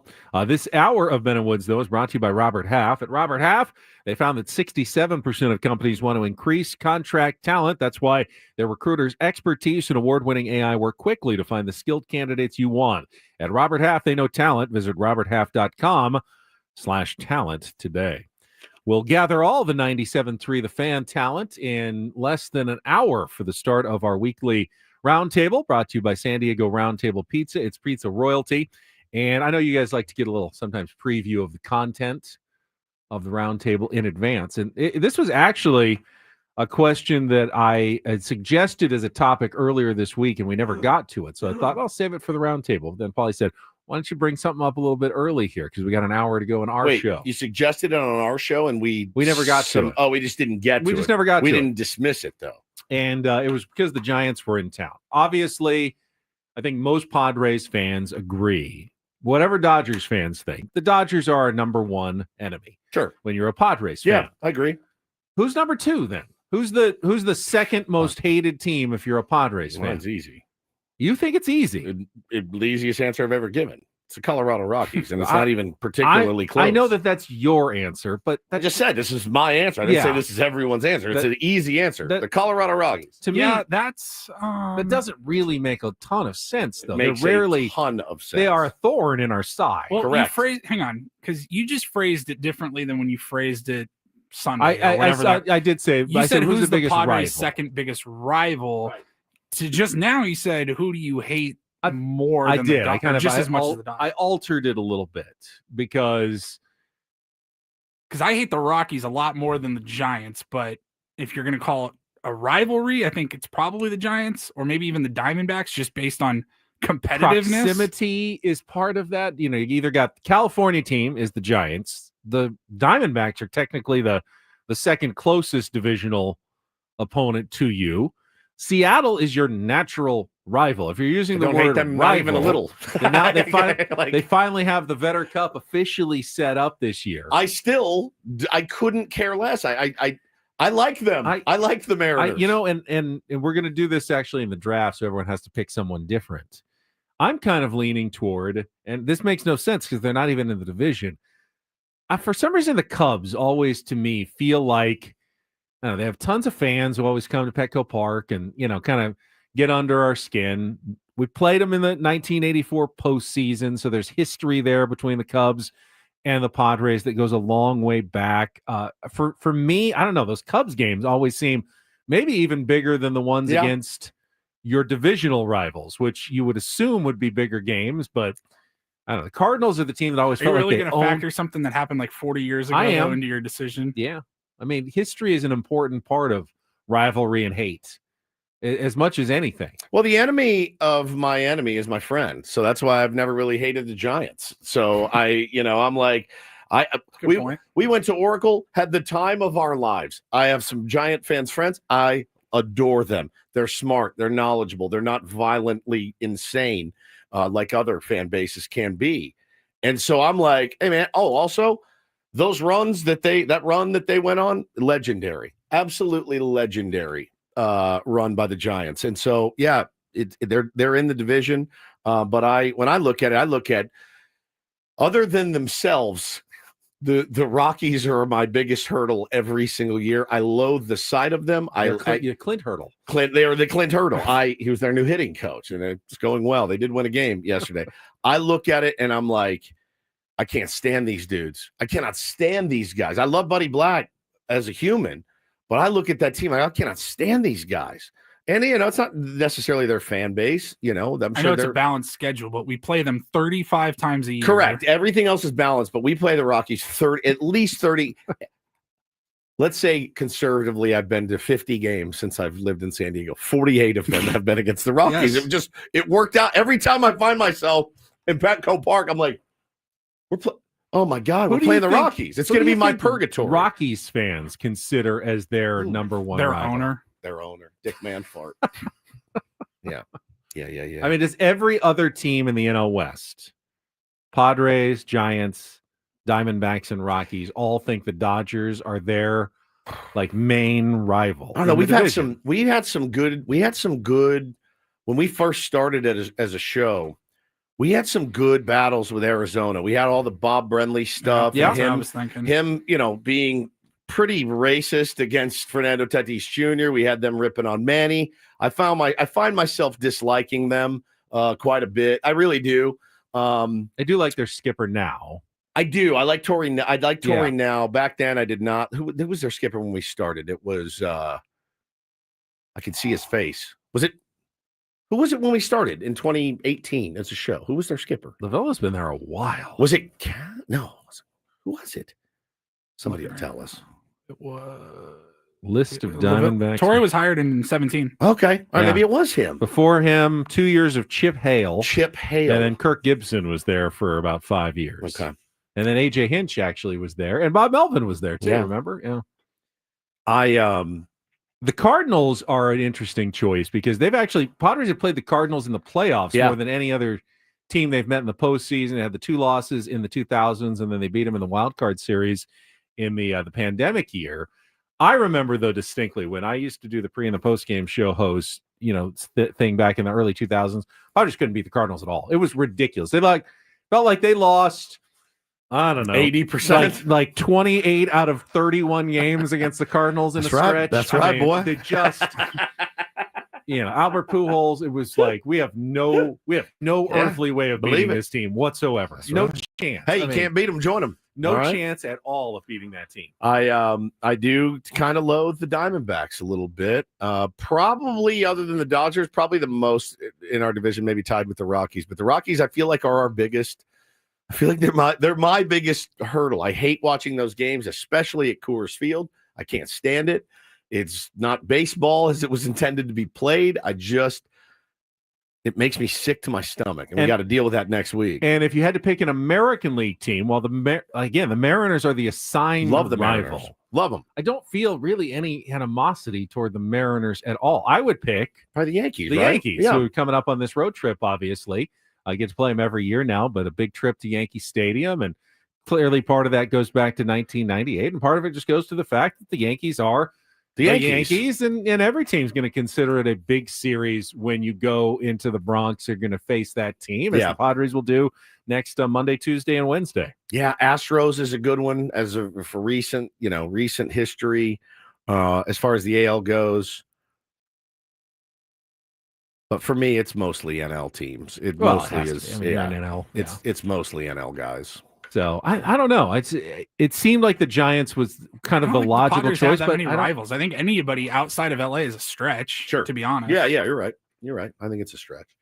A lot of people I've talked to a lot of Padre fans that said, "Man, I freaking hate the Giants. I hate the Giants." And I find myself liking not so much the players, and certainly I'm Team Schulte. Back when it was Barry Bonds and Jeff Kent, much easier. They were pretty easy to dislike. I don't like Giants fans. I don't really see. Care They've always been cool to me. I've never run into the real negative Giant fan. I saw those. I had to live with 3 of them in college. That'll change. Oh, by the way, from the years 2010 through 2014, they're insufferable at that point. They're running around the house with their pants off. But Welch was the manager, and it's impossible to hate Welch. Yeah, impossible. And to Flan hate was Welch. there, So there was always that mitigating factor, even when they were, stomping on everybody and winning World Series that decade. Then it was hard to hate them because of those guys, dude. And I was talking to one of my little league dads yesterday. We were after the game. We all went to dinner, and we were talking about that Giants run. And he's like, "Bro, I grew up a Padres fan." He goes, "Can't hate Tim Lincecum. Can't hate Matt Cain. You can't hate any." I go, "You can hate Crawford. You can hate Mad Bum. You can't hate Brandon Crawford. Like all those guys. Geez, just straight up G's across the board. Yeah, like." So I was kind of Mike says Phillies fans. I dislike them. I had the failure against the Phillies in the NLCS a couple of years ago. We're not able to judge yet. We're going to go out to Philly in July, and we'll have our own. I don't get the sense that I hate the Phillies, though. I like the Phillies. Call me when you get your phone. That's after a guy bullies Ben, steals his phone, throws it onto a field. Yo, call me when you get your phone. And screams at you. I wonder if, please God, let Ben get accosted verbally by a Philly fan. Oh, look, it's the Padres. I can't even do it. Like it's their accent's impossible. So we'll see. We'll make our own judgments after our The trip. Mets earned some hate points with the Joe Musgrove ear. I don't like the Mets. Everything, yeah. I really don't like them. I love the players on the Phillies though, for like almost to a man. I really do. See, like Phillies and Braves are like I don't feel any animosity towards them, but they are like comparable. Yeah, you're gonna see them in the playoffs over the. We've seen them a few times already. Like, I guess, but again, anything outside of LA is manufactured at this point. Yeah, Brandon's just surprised you don't appreciate the Dodgers, to be honest, since Dodger fans are funding the YouTube chat so much. Love you or hate you, they're still listening. They paid for this trip to Philly. I mean, there's no question about it. This is all them, and we are going to celebrate on their dime. So keep it coming. So we'll see what the other people have to say about Padres rivals and the second most hated team of the Padres fan base coming up during the roundtable later today. We can also take a look at what the Padres are continuing to do in the minor leagues recently, because Luis Campusano is still hitting. And whether or not he's ever going to catch again for the Padres, and I know numbers in El Paso are completely inflated and fake. He homered off Clayton Kershaw yesterday as Kershaw made a rehab start for Oklahoma City. It is the sixth home run of the year, I believe, already for Campy. He is hitting .318 with a .434 OBP, 600 slugging, 16 runs batted in, 24 games. He is clearly hitting a lot in the minor leagues. What is it going to take for Campy to find his way back to the San Diego Padres, if at all? To hit in the major leagues, which it's always been for Luis Campusano. Well, yes, but he can't do that unless you give him another chance to do so. I mean, the fact that he's still with the team in the organization means that they, are going to give him another look at some point. Don't know when it's going to be. Don't know how successful he's done this. He's done this before. I'm rooting for him. I am. We need him, right? We need some contribution from Luis Campusano. And I was ready, I think, like a lot of Padres fans, to give up on Adrian Morejon a couple of years ago. I'm so glad I didn't. Because look what he has turned himself into. Because obviously a pitcher and a hitter are very two different paths, but in terms of timeline and how long they've been in the organization, Adrian's been in there longer, but you do feel like the starts and the stops with Adrian Morejon kind of parallel some of what you've seen with Luis Campusano. Well, I mean, look, man, I use myself as an example. I'm glad my dad didn't kick me out of the organization when I was 32.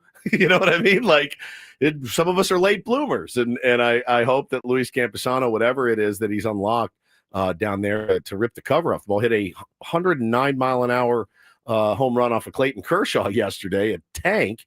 It's great. It's good to see.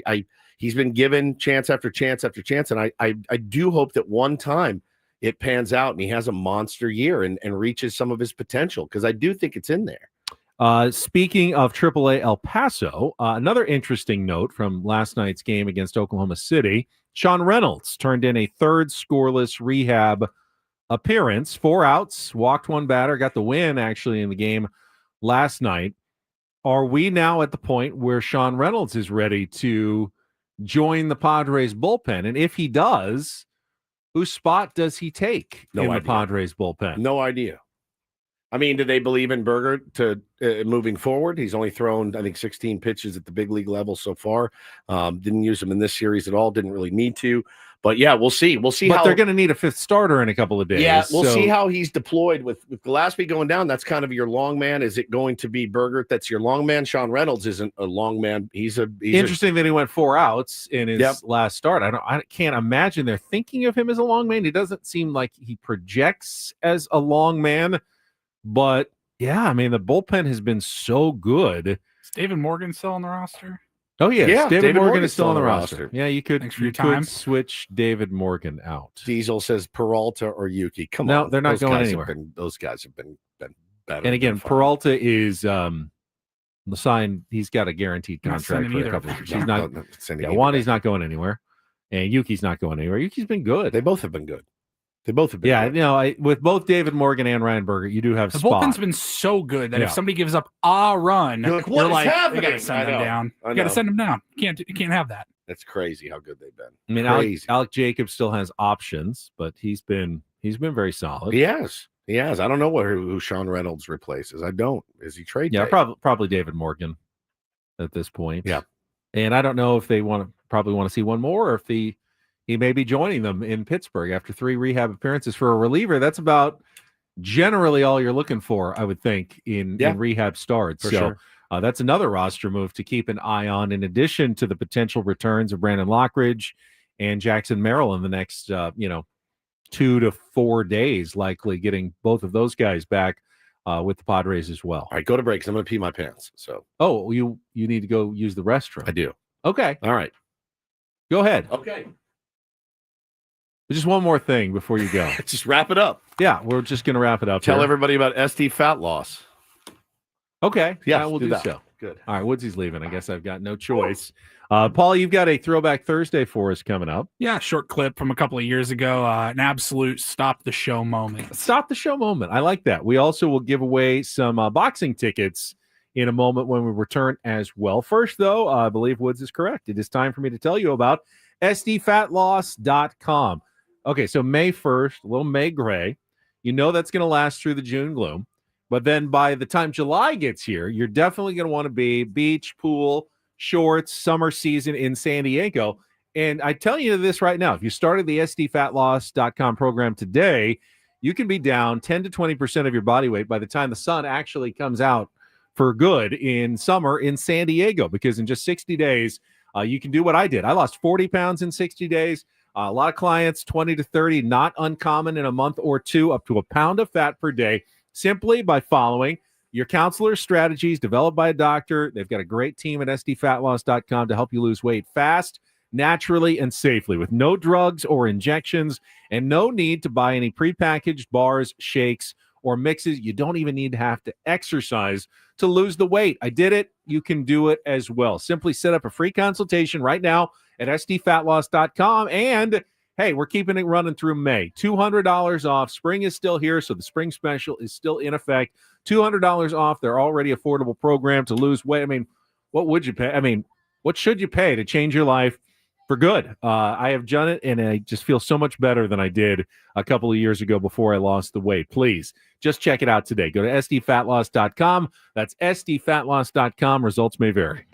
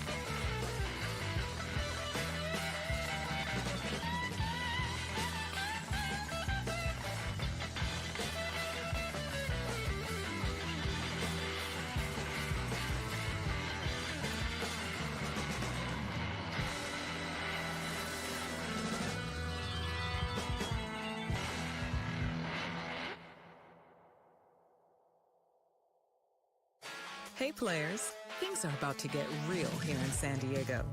Introducing the all-new Hamul Casino Resort. With a 200-room hotel tower, exciting new eats and drinks, plenty of new places to play, and a luxe spa and salon. Hello, rooftop pool and deck. It's where players can play their hearts out and enjoy all the perks that come with it. It gets real this summer at the all-new Hamul Casino Resort, the players' place.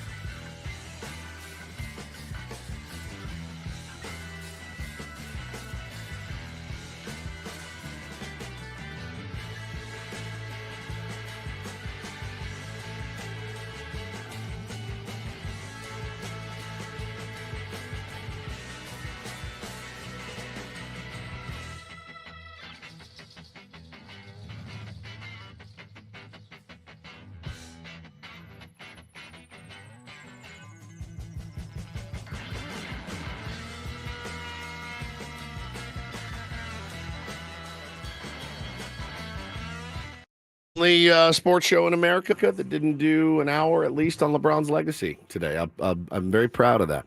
Very proud indeed. Well, we didn't do it because it doesn't really change at all. Oh, totally. That's what most Lakers fans are telling themselves this morning.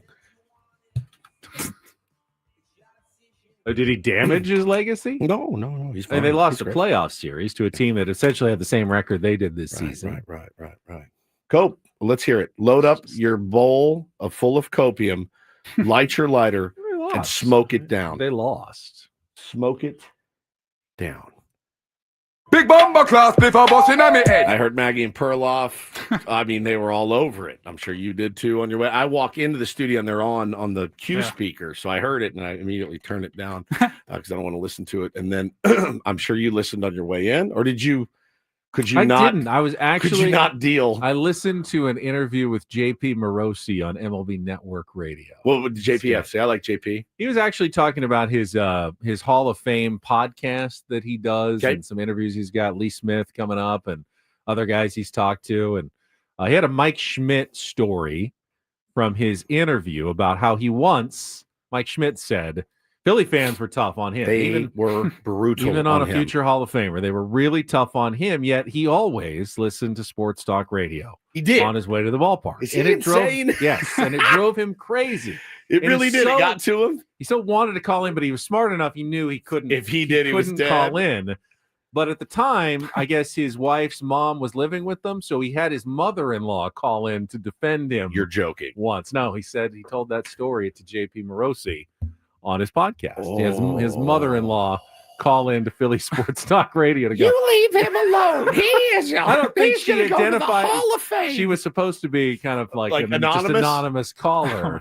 So she, saying, hey, don't be so hard on Mike Schmidt. He's a great player. It's the 1980s version of a Twitter burner.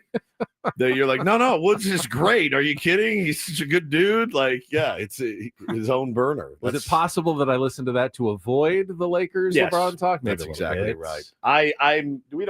We have MLB Network on, and we have our YouTube show that you can watch us live on YouTube. We have our own show on because we're egomaniacs up on the other TV. But if you put on whatever's on right now, First Take or it's been all Hot morning. Take. I mean, there's no way he's better than Jordan now. Blah blah. I mean, it's just gonna be 72 hours of this. All right, let's not act like Michael Jordan didn't get bounced out of the first round. Absolutely. before he got some elite top 50 NBA players. If I ever got a show on like FS1 that was one of those shows, I know what I would call it now. Hot beef. Hot beef. Yeah, hot beef with Ben Higgins. Hot actually beef. A really decent. One of those debate shows. Yeah, hot beef. Hot beef. Oh, it's good, actually. I think it's a good I think name. you could Isn't actually it? probably Hot sell beef. that. Tell our agent Hot beef to get off Instagram and start pitching Hot Beef, the debate show. God, sent me one yesterday. All right, Paulie, we got a Throwback Thursday segment from, this was back in 2022? Yeah, 2022, 3 years ago tomorrow. Now, don't have a ton of context. This clip starts with us kind of laughing, and we're going out to the phones. We had been talking for whatever reason, something happened. We were talking about like wedding crashing and if that's fun, if that's a fun idea. And we threw it out to the listeners. We're like, oh, did anybody crash your wedding? Have you ever crashed a wedding? I vaguely remember. Let us know. We'd love to hear from you. So we're taking a couple of people did call in and talk about it. And then Dave called in. Feigning stories or wedding wrecker stories, 833-288-0973. Let's see what is this. Dave, you're on the air with Ben and Woods here on 97.3 The Fan. How are you? Bro, I'm screaming. Good vibes right now. I'm okay. I hated those stupid rumors about trading Hosmer. And last year, the slump was team-wide. They had a meltdown after the All-Star break. Right. And I'm a big Eric Hosmer fan. Big. And ooh, they were making me mad. And I was calling John Sinclair about it. And I was, I know Eric Hosmer's a dang good baseball player. And during that 16-game perfect defense record, that was good. Did you ruin a wedding, though, Dave? That's who cares about no, all right, okay. That's fine. No, it's good. That guy is definitely. He's definitely had He's definitely had a soft pack of Camels in his front pocket at one point in I'm his a life. big Eric Hosmer fan. Big. Whew. I wonder if that's Eric Hosmer's mother-in-law. Maybe, potentially. Yeah. Have you ever ruined a wedding? Hi. Big.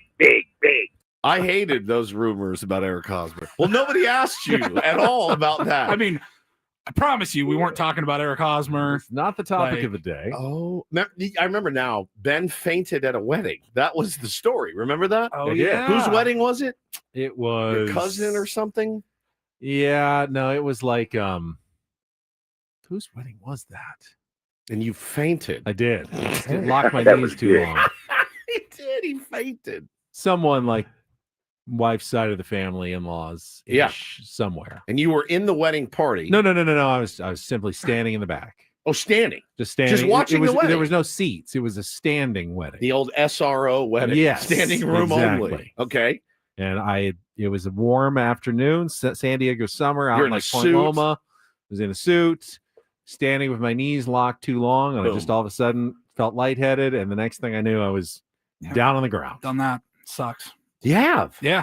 I didn't know. I was like 18. I didn't know that like locking your knees while standing for a long period of time can make you faint. Yeah. And I was downtown Seattle, summer in high school, and we were watching, like, they had this big event. It was like a soapbox derby, Red Bull thing. And I was just standing there. I was like, I don't feel very good. I'm going to go sit down, guys. And as I like turned and started to walk away from the crowd, next thing I knew, I was on the ground. I do not remember like actually pass. I was on the ground. Like, what the hell happened? They're like, Paul, you just fell over. You guys are like Tony Soprano, man. I mean, holy cow. I don't think I've ever fainted. I don't think I have. I don't remember it. You don't remember. Well, you don't really remember When the you actual faint, fainting yeah. because you're out. It is weird, though. Just locking your knees would have such an effect on your Cuts head. off your circulation. Yeah, I mean, I've been in plenty of weddings, and they always tell you don't lock your knees up there. Yeah. Standing up there for hours in a Catholic wedding. Pedotes 78 in the chat says, I crashed a quinceañera once. We stole the cake. Not my proudest moment. Saddest 15-year-old in history. Yep. Where's my cake? My special cake for my special day. We stole it and we ran away with it. I've done the old at a hotel there's a wedding, ambled in, grabbed a cocktail before, but didn't stay and didn't, shoot the breeze. Just like we can kind of mingle in and grab a drink and split. I've done that move before, but I've never actually crashed one. Like, let's go and stay and dance. Make up an identity like the movie or anything like that, man. That's so good. I forgot all about Dave. I hope Dave's doing okay. Dave, if you're still here with us on this big on this planet even, or listen to the show, please call in at 833-288-0973. We'd like to say hello. We'll either get was good. We'll either get right to Dave, or we'll get to our Rindle report coming up in our final segment before the roundtable. That is next with Ben and Woods here on San Diego's #1 sports station, 97.3 The Fan. Well, how about Woodsy one more time? I just told you, somebody said in the chat that Eco Water is running right through Woodsy. I had to run out and go to the bathroom. I do drink a ton of water. I do drink exclusively Eco Water. We do in our home. We got the system put in a couple years ago, and it has been a revelation. I rarely get credit for any good ideas I have. This is one that I continuously get patted on the back for. Great job, babe, with the Eco Water. Yeah, it's amazing. My kids, I feel very happy that my kids and my wife, we're all drinking the best water. We're cooking with the best water. Our coffee tastes delicious. Our skin feels better. You can absolutely see the difference. You can taste the difference every single day with Eco Water. Also, if you don't have the Eco Water system, the hard water could be wrecking your plumbing, appliances, and water heater. If you had to do a whole home repipe, if it just ravaged it, which it absolutely will, could run you up to $24,000. Another reason why I love the Eco Water system in our home, keeping water soft since 1925. Call today, get a free in-home water test today. Try the Soft Life and alkaline water for just $9.95 a month. You can call 760-350-3338, 760-350-3338, or just go to ecowatersocal.com. Let them know Woodsy sent you. Not everything in life should be hard, especially your water. Keeping it soft since 1925.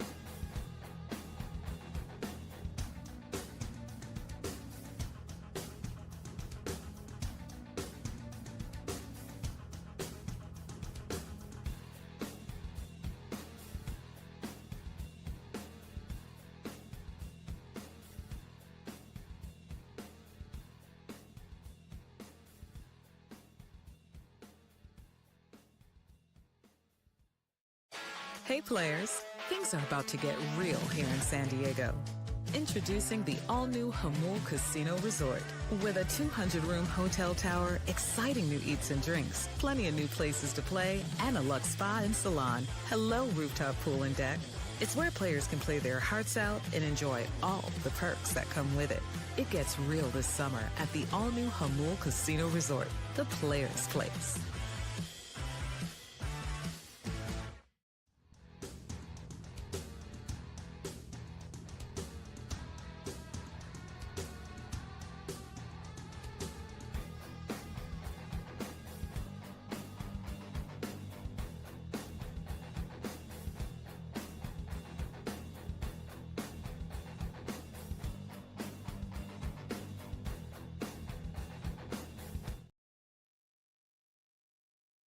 And let's go right out to the phone lines where Dave is standing. No. Oh, you just made my heart leap. I thought I would. Man. No, Dave did not call in. Damn it. During our break. I'm sorry to disappoint you. If anybody hears from Dave, we miss you. Love those calls. Just completely random, off-topic calls. Big Xander Bogaerts fan. Big. I didn't like that talk.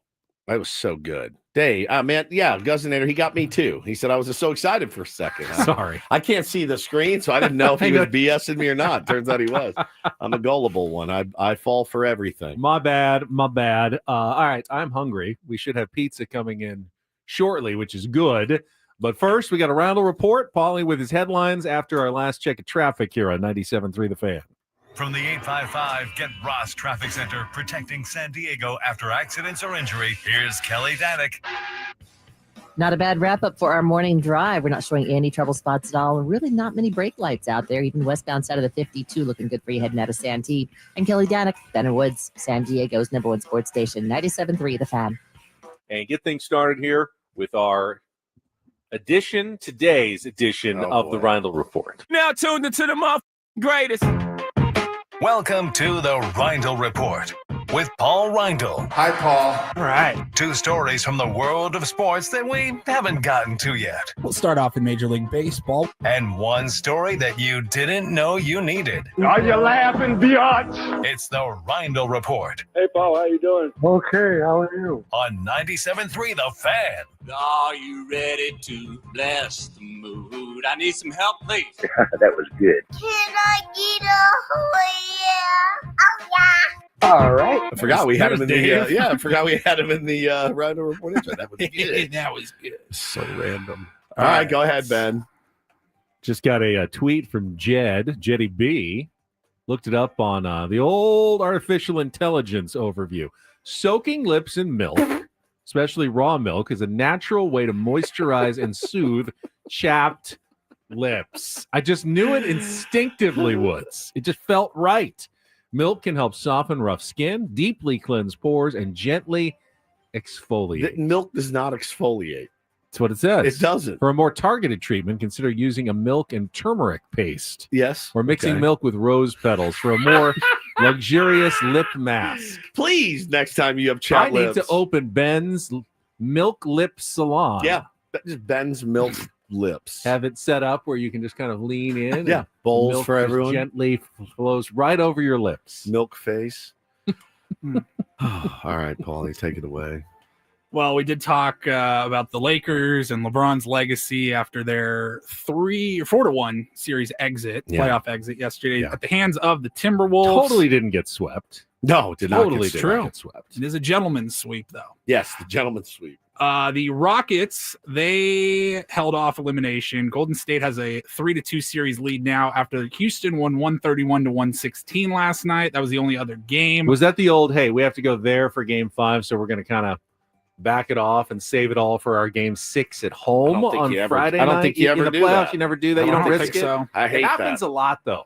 Where the Maybe home, in basketball you feel it, but I don't like that, Nah, man. it didn't happen for the Lakers. Take your dubs where you can get them. Yeah. Tonight, 2 games. It starts at 4:30 on TNT. You've got the Knicks and the Pistons. What's that series at? Knicks have a 3-2 series lead. But They the can close Pistons it out just won the last game. Looked pretty good doing in so. Detroit tonight. So Okay. that could be a good game. And then Nuggets and Clippers. Denver took a 3-2 series lead a couple nights ago. I want to see that one go 7. So go Clippers tonight. I'd love to see a Game 7 in that series. That'll be at the Intuit Dome. I'm into it. In LA. You are into it. All right. And that's it for sports. That's fast. I've said in the past, I think we would be a better country if we got rid of coins entirely. Yeah, agreed. I don't think I just used some in a parking meter yesterday or 2 days ago. Those still worked. I didn't know that they when still had I those was either. on El Cajon Boulevard, and I was on my way to Channel 10, but I was hungry, so I stopped for a sandwich at a deli liquor store, and all they had was metered parking in front. And luckily, I had a quarter. Got me 6 minutes of time. There are meters available right now that don't have like the Apple Pay or slide a just card. a regular old meter with coins. Now, did you find that liquor store sandwich shop on Eater? I found it on either Yelp or Eater. It's called the Girls Deli, and it was pretty good. Then just roaming El Cajon Boulevard at the Girls Deli. The back of the ABC liquor store, and it's a good deli, and I had a really good tuna melt. You are such a deviant. Nothing about eating that sounded hot tuna good. at a liquor store called the Girls Store. Well, the tuna is technically not hot. You melt the cheese on top of it. The tuna remains cheese on fish. Side. It never makes sense Works to for me. me. Never. It never Works makes for me. sense. On a hot San Diego Yeah, afternoon. I just grilled you up a nice piece of mahi. Let me put a nice slice of Swiss on top of it, melt it over. It does. You would be like, bro, get this out of my face. I don't think that it's necessarily as big of a deal as some people make it out to be. Cheese on fish. It's not the worst It's combo. disgusting. It's not. It really isn't. If I was starving in the desert, I wouldn't eat it. I would not eat it. I would pick the cheese off and then eat it. I mean, people put tartar sauce on fish. It's not cheese, but it's got that same kind of tanginess. No, as it doesn't. cheese, and What are you it's talking about? creamy and tangy. But it's not So why cheese. couldn't you put cheese? What's the difference? You don't put cheese on. Would you order I a piece get it. of I do- salmon? I do know with that is- melted cheddar on top.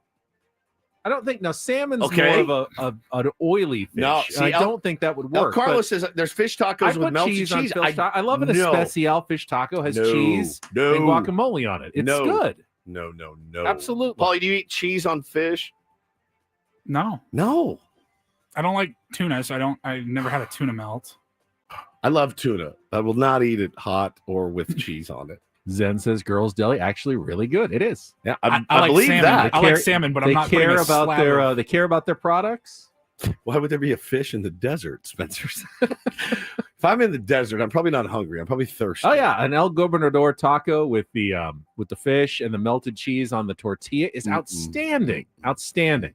Onions, peppers, cheese, I'm gonna and throw up. and Filet of shrimp fish has or cheese fish. on it. It's hideous. Hot fish and sandwich and cheese is just not doing it for me right now. Anyways, this all started Anyway, from Astoria, and do you know where Alvord, Texas is? Alvord? I've never heard of it. Alvord. It's in North Texas. Nope. Further evidence that we can just move on from coins entirely because a semi truck on U.S. Highway 287 over in Wise County, Texas, had an accident, and they were Pooped his pants? They were carrying $800,000 worth of dimes in this truck. And the freeway Dimes was are the shut worst down to pick the up. entire day. The entire day, the freeway was completely closed off while a crew Can't had pick 'em to up. clean up You $800,000. cannot pick it up with your finger. especially if you bite your fingernails. Yeah, which I like do. We You do. can't do it. You cannot pick up a dime if it's flat on the ground. No. It's just like impossible to do so. It's so hard. 8 million dimes is what they estimated 8 were scattered on the million highway. The driver veered off. I don't know if he was falling asleep or whatever because he overcorrected his truck, his big rig, Jeez. and flipped.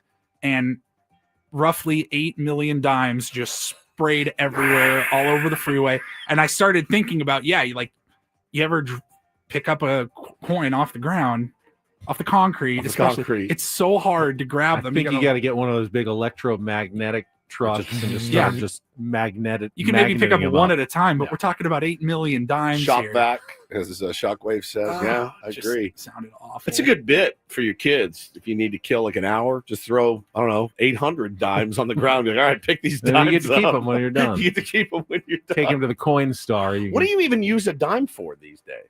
You know? I mean, the parking meter also took dimes. Oh, yeah.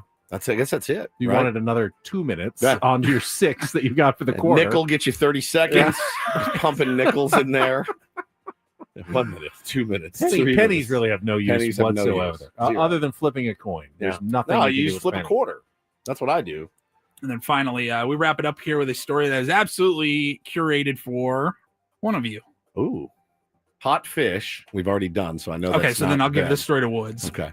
We got a list of the top 10 best opening lines in rock music. The Ooh, lyrics, the in best rock music. opening lines.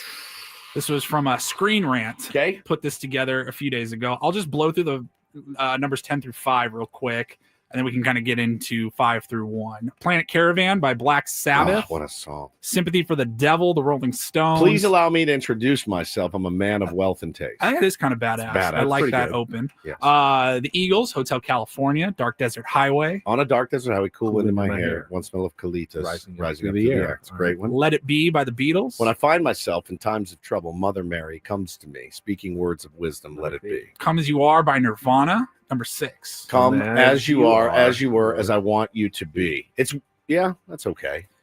And then the top 5. Don't Stop Believing by Journey. Just a small town girl. girl All right. living in a lonely world. Yep. Took the great. midnight train. Going Going anywhere. anywhere. Fantastic song. That's a good one. Won't Get Fooled Again by The Who. We'll be fighting in the streets. Yeah, we'll be with our fighting children with at the children at our feet. feet, and the Morals of our that they worship will be gone. And the men who spurred us on. I would actually go with Baba O'Reilly as a better one than that one. Out here in the streets, Out here in the street. I work. Out here in the street, I work. What does he say? I don't have the lyrics on. I get my back into my living, which is just fantastic. All right. Baba O'Reilly. Out here in the fields. Yeah, I in the fight fields. for my I fight for my meals. I get my back into my living. Oh, I don't that's a- need to fight to prove I'm right. That's a brilliant line. Number 3 on their list, best opening lines in rock music. The Joker by Steve Miller Band. Some people call me the Space Cowboy. Yeah. All right. Some people call me the Gangster of Love. That's all right. Some people call me Maurice. Maurice. I wouldn't have put that in the top 5. Thunder Road by Bruce Springsteen. Screen Door Slams. Mary's Dress Sways. I like, hey, little girl, is your daddy home? Did he go and leave you all alone? I got a bad desire. I'm on fire. And according to ScreenRant.com, Number the one. number Hold on. 1 opening lines in rock. Black Dog from Led Zeppelin. Nope. Stairway to Heaven. No. I also don't. Give me the band. Oh, that's where it gets a little controversial, at least in my mind. The Bee Gees. Well, you can tell by the way I use my walk, I'm a woman's man. No time to talk. Is that a rock song? It's a disco song. Disco. That's disco. Yeah, very disco. Yeah. Huh. I don't know if I agree with these. I don't dislike that one. No, I don't dislike it either. I think I like more simple lyrics. Like? Sad. I don't know. I like the ones that are poignant and sad. Like? Layla is one of my favorite songs. What do you do when you get lonely and nobody's waiting by your side? That's a great one. Yeah, I would like to do riffs, best riffs. First one thing I day. thought that's a of, great it riff. didn't make the list. Others in the top 15, Sinead O'Connor, Nothing Compares Oh, to You, God. Space Oddity, Bohemian Oh. Rhapsody, Oh. Let's Go Crazy, Oh, dearly beloved. Bullet with Butterflies. Nowhere Butterfly is a Wings. vampire, is it? It's like you think So about those it, but are it's not they're good. very memorable. Yeah. Is it really meaning? Does it really Like, mean I think anything? like for those about to rock, Ooh. like that one, we go to the guitar bite. That kicks ass. That really yeah, kicks ass. like right from the beginning, hooks you in. Did you find the AC/DC clip of them over the weekend? I did. You did. But it didn't save. You didn't so I'd save. have to go Did you find hear it? I did. It's not It's tough, isn't it? good. Kind of broke my heart. And it a was little tough bit. because it was somebody was like in the crowd on their phone Yeah, filming it, so yeah. you don't get to hear it very well already. But you from get there. the general sense of like, Yeah. man, it's really, really tough. It wasn't that far off from like Motley Crue nowadays. Yeah. It was pretty tough. It's tough listen. There's a lot of good opening lines. Yeah, here's good. I just looked it up. The Doors. You know, the day destroys the night. Night divides the day. Yeah. I like a Good one. crystal ship. Before you slip into unconsciousness, I'd like to have another kiss. Really good. He's a great, great lyricist. There's so many. I mean, Beatles, like you said, Zeppelin. I mean, no Zeppelin in there. Hey, mama said the way you No move, Zeppelin. gonna make you sweat, gonna make you groove. It doesn't really get much better than Black Dog. That's pretty fantastic. I like the Stones one. That was a good one. I like that list. It's pretty decent. It's decent. Yeah, it's I guess also very subjective. It's subjective. Is it most memorable? Like, because Memorable would be I saw a werewolf with a Chinese menu in his hand. Is that Werewolves in of London? London? Yeah, I like that song. Well, I didn't say it was a good song. That's memorable. This is a That's memorable true. first lyric. Yeah, that's true. That's true. Of the song. All right. Thank you, Paulie. Welcome. Excellent round of report Thank today. you. Okay. I'm working on my milk spa now. Just my gearing. my milk lips spa. Just idea. gearing up for the round table. Seems like overhead would be pretty cheap. Milk is not that expensive. Okay. You know, you got to have for a rent. beauty product. As beauty product go, you can, Yeah, but how much can you charge? Lotions and creams are much more expensive. Save than him milk. saying lotions and creams. Just save that. We'll need it at some point. I'm positive. Quiet. All right. Lotions and creams. Paulie. I know you like it clean. I do. I like it very clean, as you know. Roundtable coming up next, brought to you by Roundtable Pizza. Padres off tonight. What are you going to be watching this evening? Ooh. You know, I believe tonight after work, they're having the 12th anniversary party of the Regal Seagull. And I'm going to go meet everybody there as they celebrate the anniversary where my wife now works, manages the kitchen. So I don't know that I'll be watching a ton of TV tonight. Okay. So you'll be down there for a little while. I'm been watching this Waco documentary on Netflix. Like the Branch Davidian Did Waco you see it? one? Yes. Bro, I am blown away. And I saw the miniseries. That was excellent. That's on Paramount Plus. And Taylor Kitsch plays David Koresh and knocks it out of the park. Really, really well done. This is the documentary, the behind the scenes of what went down with the Branch Davidians. I was a senior in high school, about an hour and a half away. And, you know, at 17 years old, you're like, I don't care anything about the news, right? To go back and watch it now is staggering. I'm surprised they haven't done one of those full on, at least I haven't seen it, for the Heaven's Gate one up in Rancho Santa Fe. Oh, there's plenty out there. Is there a lot of them now? But there hasn't been like one of the big money late ones from a streaming service. There was a new documentary series on the Oklahoma City bombing that was tied to Waco in its roots. So there was a little bit of both. I think I'm going to finish that tonight. All right, Mike Schilt tomorrow. We will talk to you at 6 a.m. But of course, we'll talk to you in about 5 minutes on the Roundtable. For Paulie, for Woods, I'm Ben. Don't go away. San Diego's #1 sports station, 97.3 The Fan.